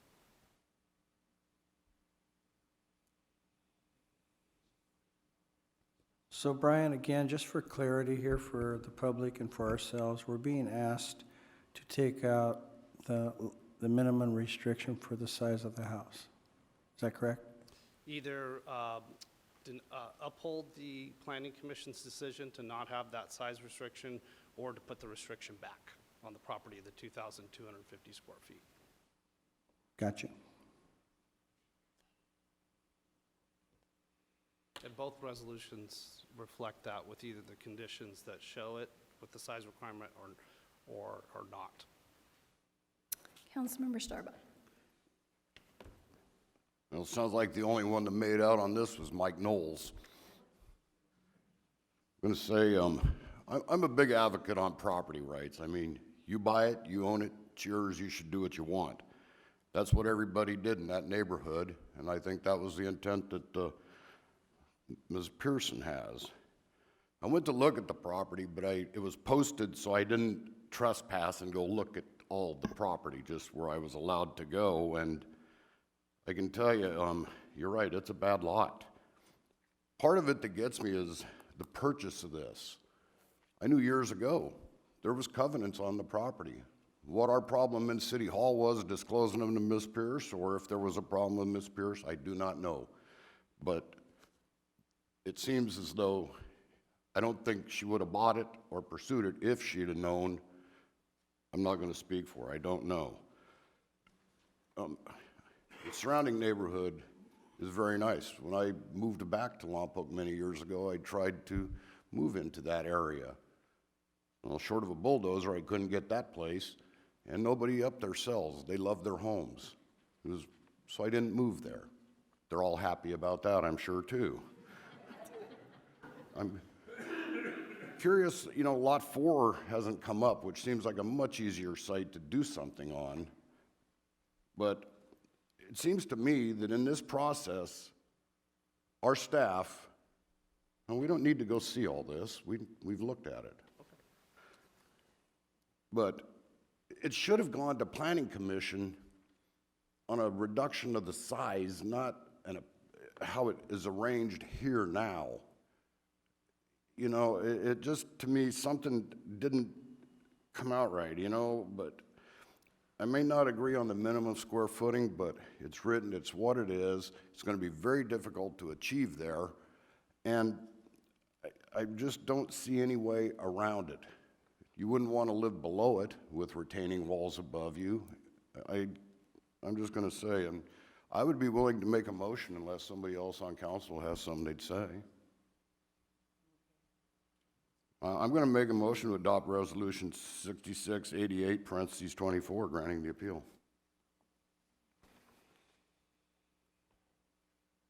Councilman Sproul. So I wasn't going to say too much, but I just first want to say this is obviously many of you probably don't want to switch seats with me tonight because this is a difficult one. This is not an easy answer to this issue. And I'll just be point blank honest with you. I had about a few minutes before I was running early for a change. City Council, I drove up to this address tonight, right before City Council. And forgive me, I think I know my hometown, but I got lost. I was down the hill, I was looking on Cypress and Hickory, and I didn't look at the map. I should have done that. But I finally put it in my phone, and I drove up there to that spot. Let me tell you something about me. I don't own a house yet. I'm a renter. I live in a small 900 square foot house, old farmhouse built in 1939. It's on Walnut between L and M. But when I drove up to this spot, I passed a house, I passed a big house, a beautiful house, I passed another beautiful house. They're all different, but they're all very big. They're all very large houses. So I've had a little bit of trouble with this, but the only thing that I kind of went back to, and just if you don't agree with me, look, can't please everybody. But where I live, it's across the street from the Spanny house. The Spanny house has been there for 100 plus years. It's a beautiful house. And then across the street, everyone's got to have a place to live. I get that. But across the street is just cookie cutter, very dense housing. We need a place for everyone. I get that. But it makes me go back to that time when I wrote this question down. When I pass by some of the things in town, from a planning perspective, I come up with this question: what the heck were they thinking? And so with all respect in this situation, look, I'd love to buy a property on the hill. I'd love to build what I want, which would probably be a tiny house. That's all I can afford right now. I get it. But I think we owe a little bit of respect to the people that put in the hard work and put in the stipulations in 1994.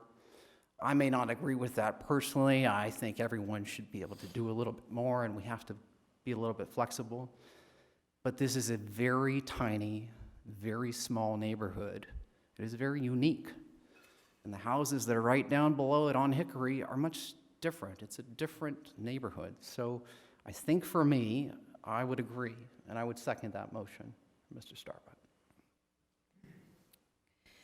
Councilmember Ayala. I know there's already a second. Is there an opportunity for an alternate motion? You can make a substitute motion. Well, my substitute motion would be that the council consider that this lot is a unique lot. And for that reason, I think if we're just being asked to reduce the size of the development, I would request that the council consider upholding and adopting Resolution 6689, parentheses 24.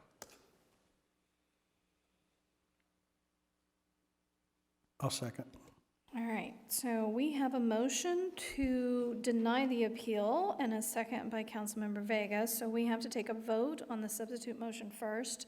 If that fails, then we will take up the motion granting the appeal that was moved by Starbuck and seconded by Ball. Am I following that correctly, Mr. Malave? You are following that correctly, yes. All right, thank you. Could you repeat? Yes, so because we have a substitute motion, we have to take that motion first. So substitute motion is to adopt the 6689, which denies the appeal and maintains the deletion of the minimum size. And that was moved by Councilmember Aiello and seconded by Councilmember Vega. If that fails, then we take up your motion to grant the appeal that would maintain the minimum size. Clarity? Any other questions? The substitute, yes. So the substitute motion is the deny the appeal? So the substitute motion means a smaller house can be built. That's what we're going to vote on first. That's all it is that it allows a smaller house to be built there. If that passes, that house still needs to go back through the planning process and falls prey to all of the other mandates from the planning department as well as the planning commission, correct? Because all we're doing is dealing with size. I got a wave and a nod from Mr. Halverson for the record, just so everybody's aware. So this, again, is only about the size of the residence on the lot. It would still have to go back and go through the entire process. Any other questions or concerns before we deal with the substitute motion vote? All right, seeing none, let's vote on the substitute motion. And that passes 3-2. So the second motion to grant the appeal has failed because the substitute motion has passed 3-2.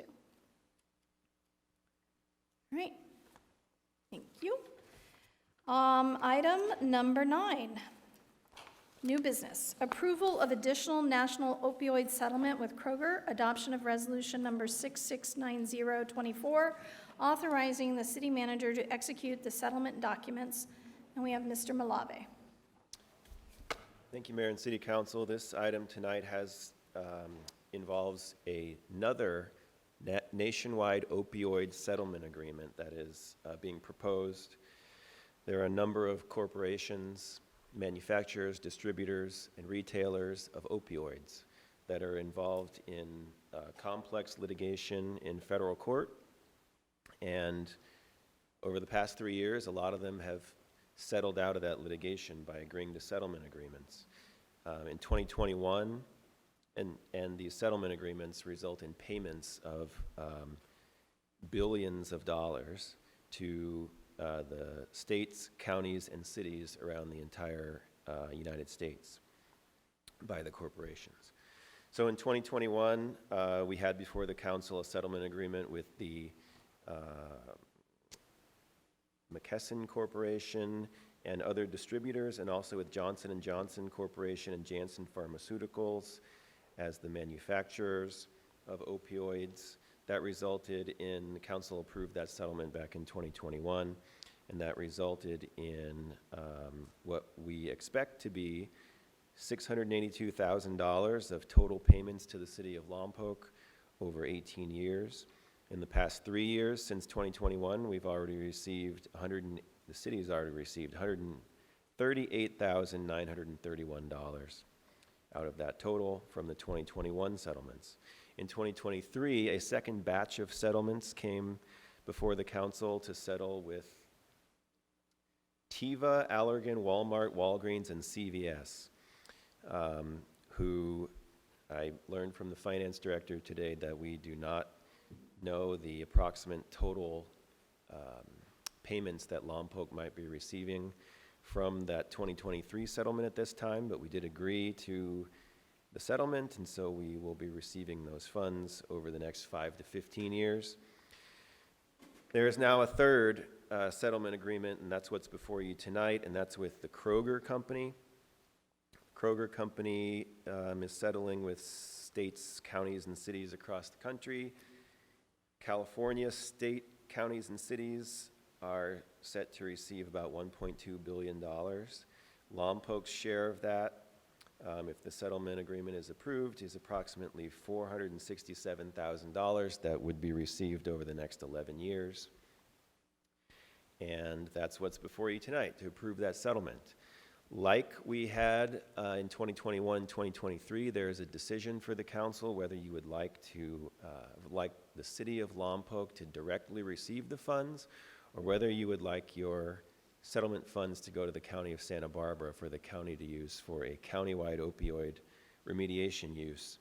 In 2021, 2023, Lompoc Council decided to directly receive the funds, and so that decision is before council tonight again for the Kroger settlement in 2024.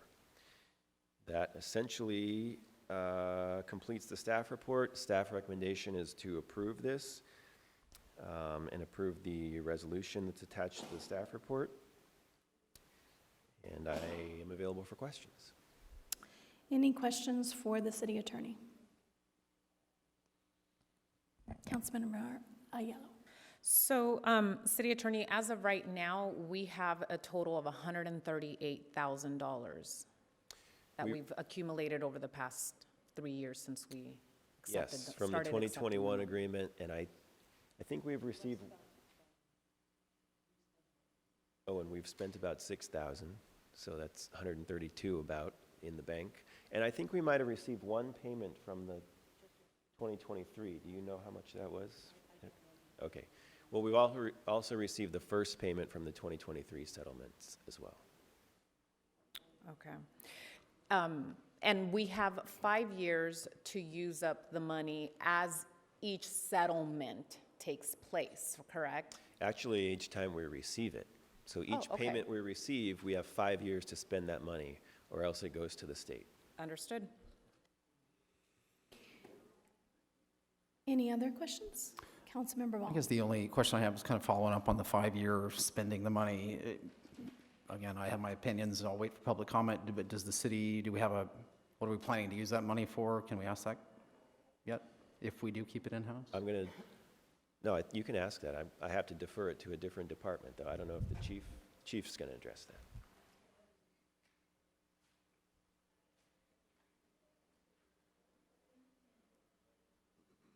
Good evening.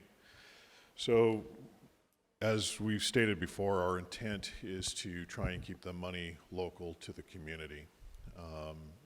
We are working with a private person to create some educational videos to focus on our youth and address this problem. We've purchased the equipment to start doing that recording, and we're working through the contract with that individual to get them started on this project. Maybe the city attorney can opine on this, but there's always that ability, once we do receive the money locally, that if something was to be generated at a county level amongst all the agencies, that we could contribute even if we still hold on to that money. So from your chief, my request would be to consider keeping it local so that we do have a little more control over it for our community. But again, your decision. But we are working on getting those videos going. And the chief is correct that if we decide we don't have a use for it, we can contribute to a county use. Thank you for that. All right. Still have a question? Sure. Okay. Seeing no other questions, we'll go to public comment on item number 9. So if you would like to speak to us on item number 9, you may come to the podium for 3 minutes, or you may call in at 805-875-8201.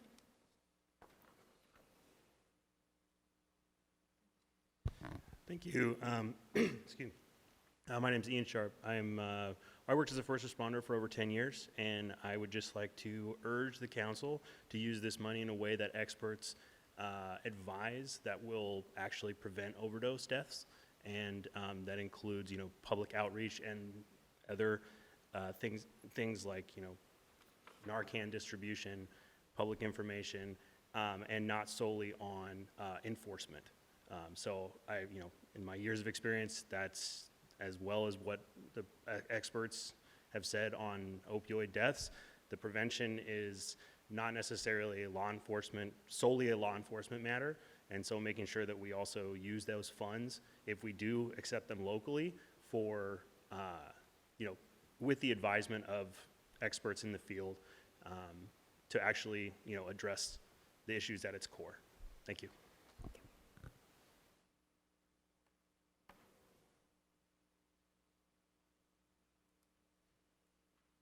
All right, seeing no one else rise and no one call in, I'll bring it back to council for discussion.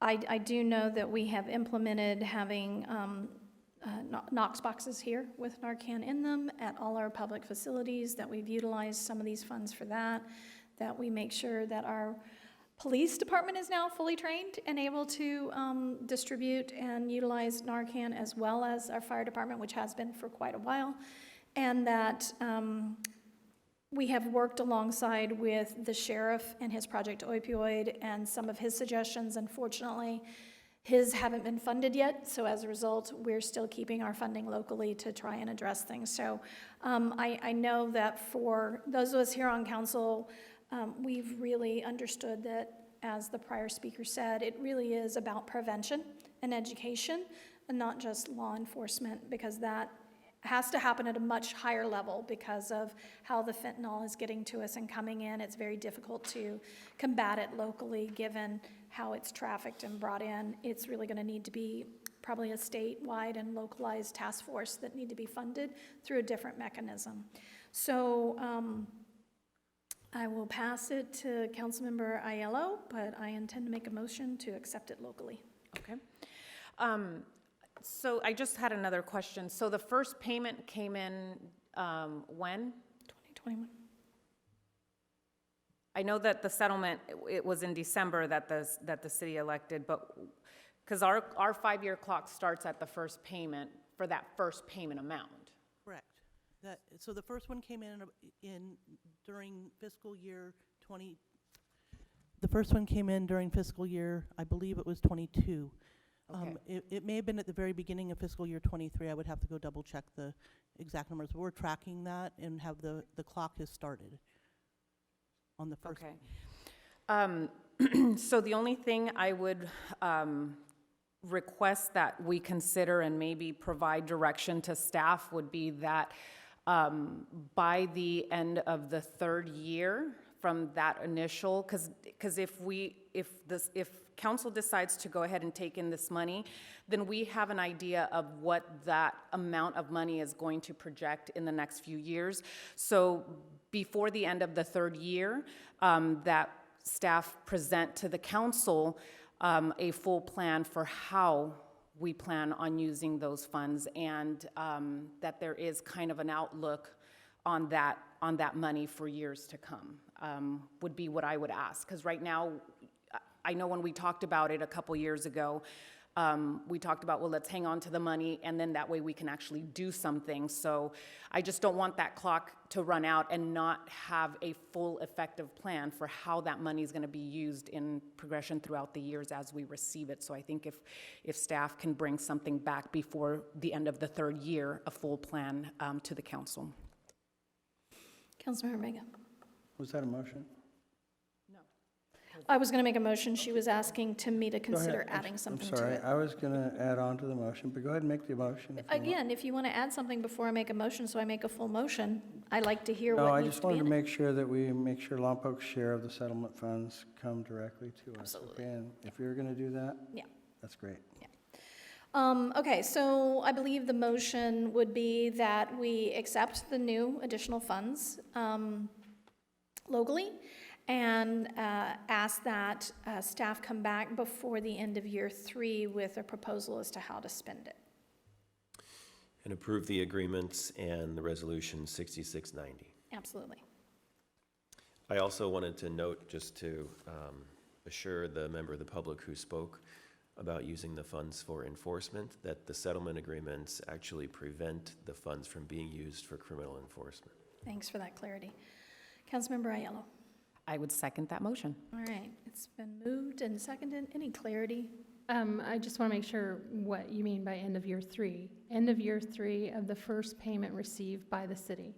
Yes. Thank you. Yes. Thank you for that. Any other questions? Seeing none, let's vote. And that passes 5-0.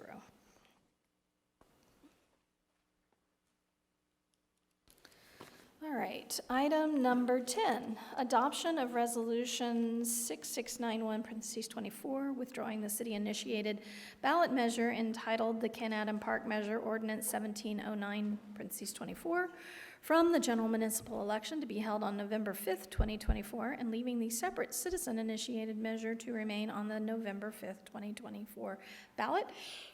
And we have City Attorney Jeff Malosby to return with this and give us an update. Thank you, Mayor and Council. This is another measure, or another agenda item related to the Ken Adam Park 82-acre parcel. On May 21st, at the request of Pale Blue Dot, the City Council voted to place on the ballot in November a ballot measure to discontinue the public park use of Ken Adam Park so that other uses could be considered for that parcel.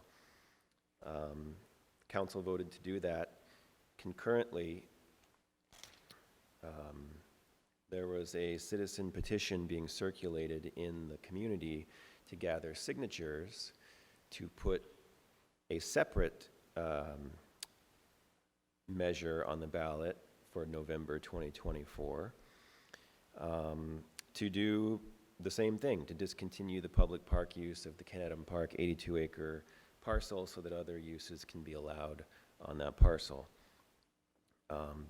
That citizen initiative petition gathered enough signatures, more than 10% of the registered voters in Lompoc signed the petition, and therefore on July 2nd, the City Council took the essentially the only legally viable option for the council, which was to place the citizen petition measure on the ballot on November 5th, 2024, as well as the City Council initiated measure, which was already on the ballot. So right now, at this moment, we have two measures that are on the ballot in November 2024 doing the same thing, discontinuing the public park use of the Ken Adam Park parcel so that other uses can be considered. At the last council meeting, Council considered whether it might want to withdraw the city measure to avoid voter confusion so that there would be only one measure on the ballot. That would be the citizen-initiated measure. The council does not have the legal ability to withdraw the citizen-initiated measure. You only have the ability to withdraw the city measure. Council decided that they wished to ask Pale Blue Dot what its opinion was on withdrawing either of the measures or leaving them both on the ballot. I contacted Steve Frank of Pale Blue Dot to ask his opinion about that, and the very last page in your packet tonight is a letter from Mr. Frank of Pale Blue Dot dated July 10th, saying that in view of the fact that there are two very similar proposals for the voters to consider, and in order to prevent any voter confusion, we, Pale Blue Dot, requests that the city measure be withdrawn and the citizen-initiated measure take precedence. So he means remain on the ballot. So that's what the resolution before you on this item would do. Resolution 6691 would withdraw the city measure and would leave the citizen-initiated measure on the ballot. I'm available for questions. Any questions for the city attorney?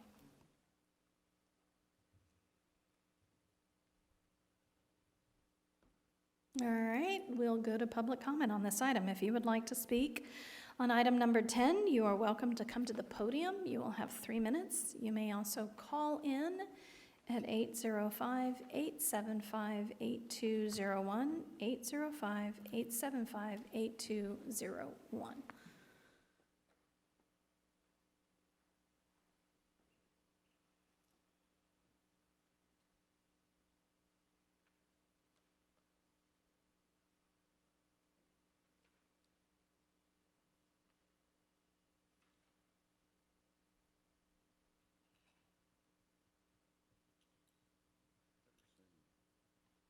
You really don't want me to do that.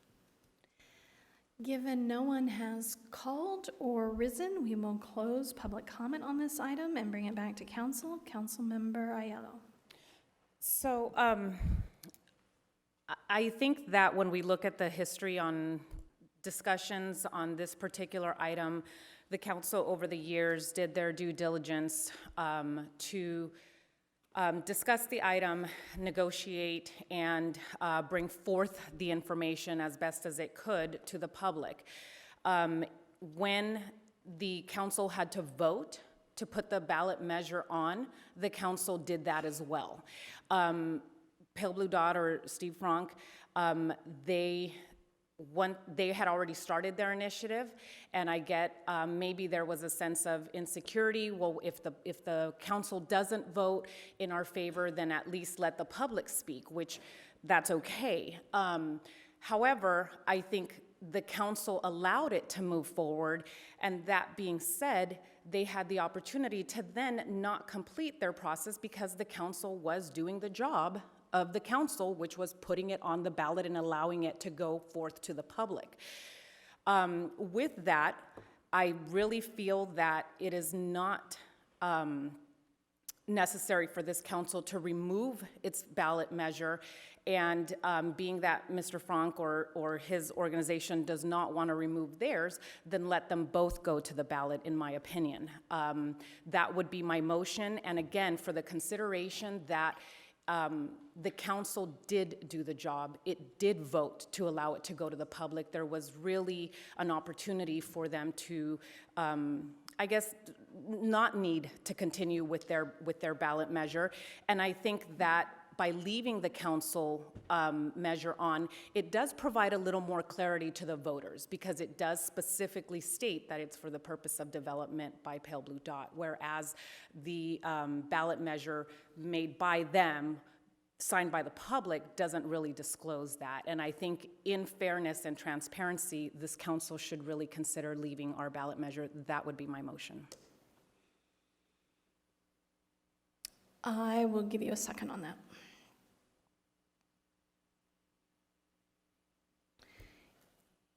Any questions, concerns before we vote?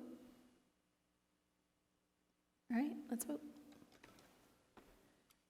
And that passes 3-2. All right.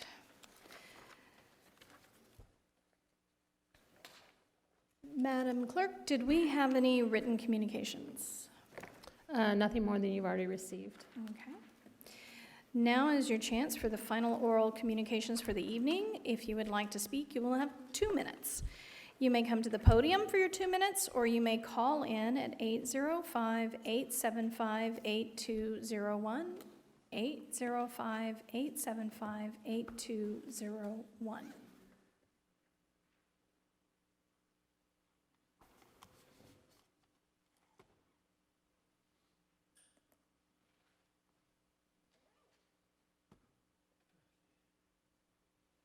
It's time for the Lompoc Valley Botanical Horticultural Society. We have another work day coming up on the Burton Mesa Chaparral Garden, up by Allen Hancock College on August 3rd from 9 to noon. We'll be maintaining the trails up there, getting so everybody can walk through nicely on our chaparral garden, and we're requesting lots of people to come. Thank you. Thank you. All right, seeing no one else rise and no one calling in, we'll close oral communications and bring it back to council, and we'll start with Councilmember Aiello for comments, reports. No reports. All right, Councilmember Starbuck. No reports. Councilmember Vega. No reports. Councilmember Ball. I was almost going to have no reports, but something happened yesterday. I just want to give a shout out to our police department. It's not every day that you wake up and can't go in your backyard because the SWAT team is surrounding your house. True story.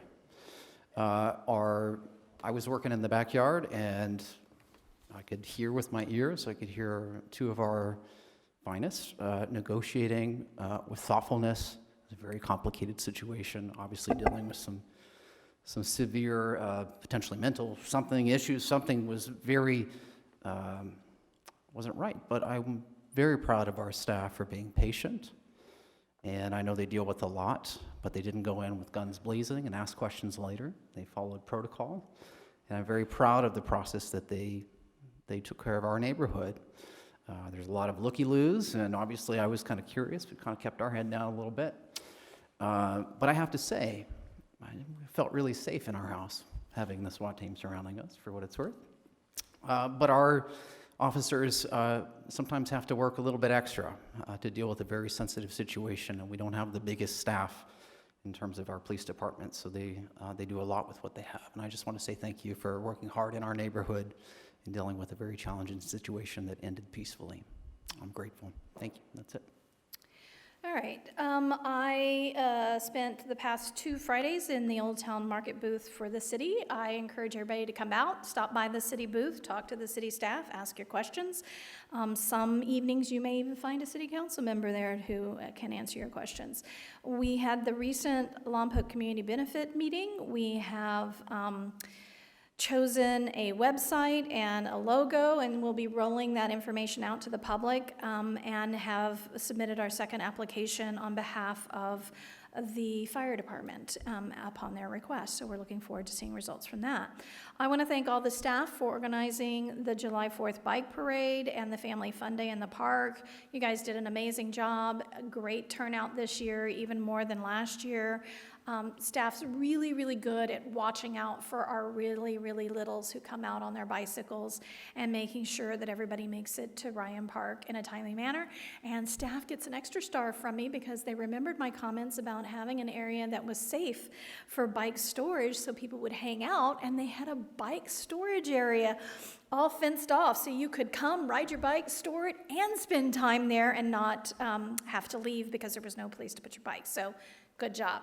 I also, by invitation, toured the Boys and Girls Club of Lompoc. They're doing some fantastic things over there. They've added programs this summer and have additional places for individuals through scholarships, so it's been really good. They are looking for, if you're getting rid of a pool table, a foosball table, something in your garage like a ping pong table, and you don't need it anymore, they're looking for it. They're also looking to make upgrades to their computer room, as well as get it some air conditioned. So if you're out there looking to support our community, don't forget to check in with the Boys and Girls Club and see if you can't support them.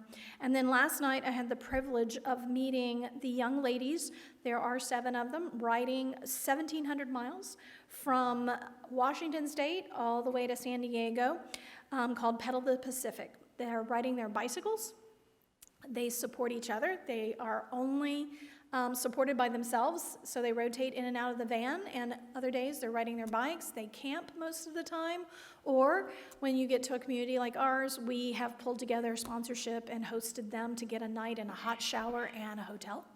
And then we provide dinner and had everyone from Congressman Carvajal's office all the way down to the city, presenting them with certificates and the key to the city, encouraging and listening to why they are writing.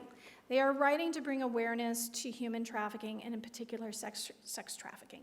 It is happening in our communities. It happens, sadly, with people we know, and knowing and understanding what's going on, how to help them is so very important, because those experiencing it often do not have the tools to get out of it themselves. So it's important for those of us that understand it to be supportive, be available, and support those organizations like North County Rape Crisis Center to do the work they do when people are willing to come forward and say, this is happening to me and I need to get out and I want the support. So I just want to say they were really impressive young women. They are very, very wise for their age, and I was really, really impressed with them, and I just want to congratulate them on doing some huge advocacy. My final comment is I have a request. I know we've talked about it every year. We've made adjustments every year. We're still having massive problems with it. I can't tell you the number of emails and phone calls and texts. And then we had the fire. So I would like us to revisit our firework policy once again. I'd love to hear stats on how many calls and what issues we were dealing with on top of the fire, because I hear we also had some dumpster fires and some grass fires going on, to make sure we understand it. I'd like to hear maybe what some other communities have done that have been successful and what we might need to do to raise fines to be able to do those as well. So I would like support from council to ask our police and fire chief to bring that information back and continue to tweak our firework policy to hopefully address some of these issues. Councilmember Ball. Whole second. Support. All right, so thank you for that. I know it's not the answer everybody wants to hear. It was very, very frustrating, more so for the days before and the days after. We've kind of accepted what July 4th might look like on that night, but the fact that I was woken up at 5 a.m. by fireworks going off in our city-owned canal bed that sound like bombs going off, I completely sympathize with those and have even more empathy for those with PTSD or have pets that aren't dealing well with it. So again, can understand a night of it, but this ongoing, we need to figure out a way to address it, and until we can get some idea of where it's been successful and what they're doing and what it might cost us to do it and maybe implement the fines to cover that cost, I appreciate you guys for that support. We will adjourn this meeting until the next regular Lompoc City Council meeting on August 6th, 2024 at 6:30 p.m.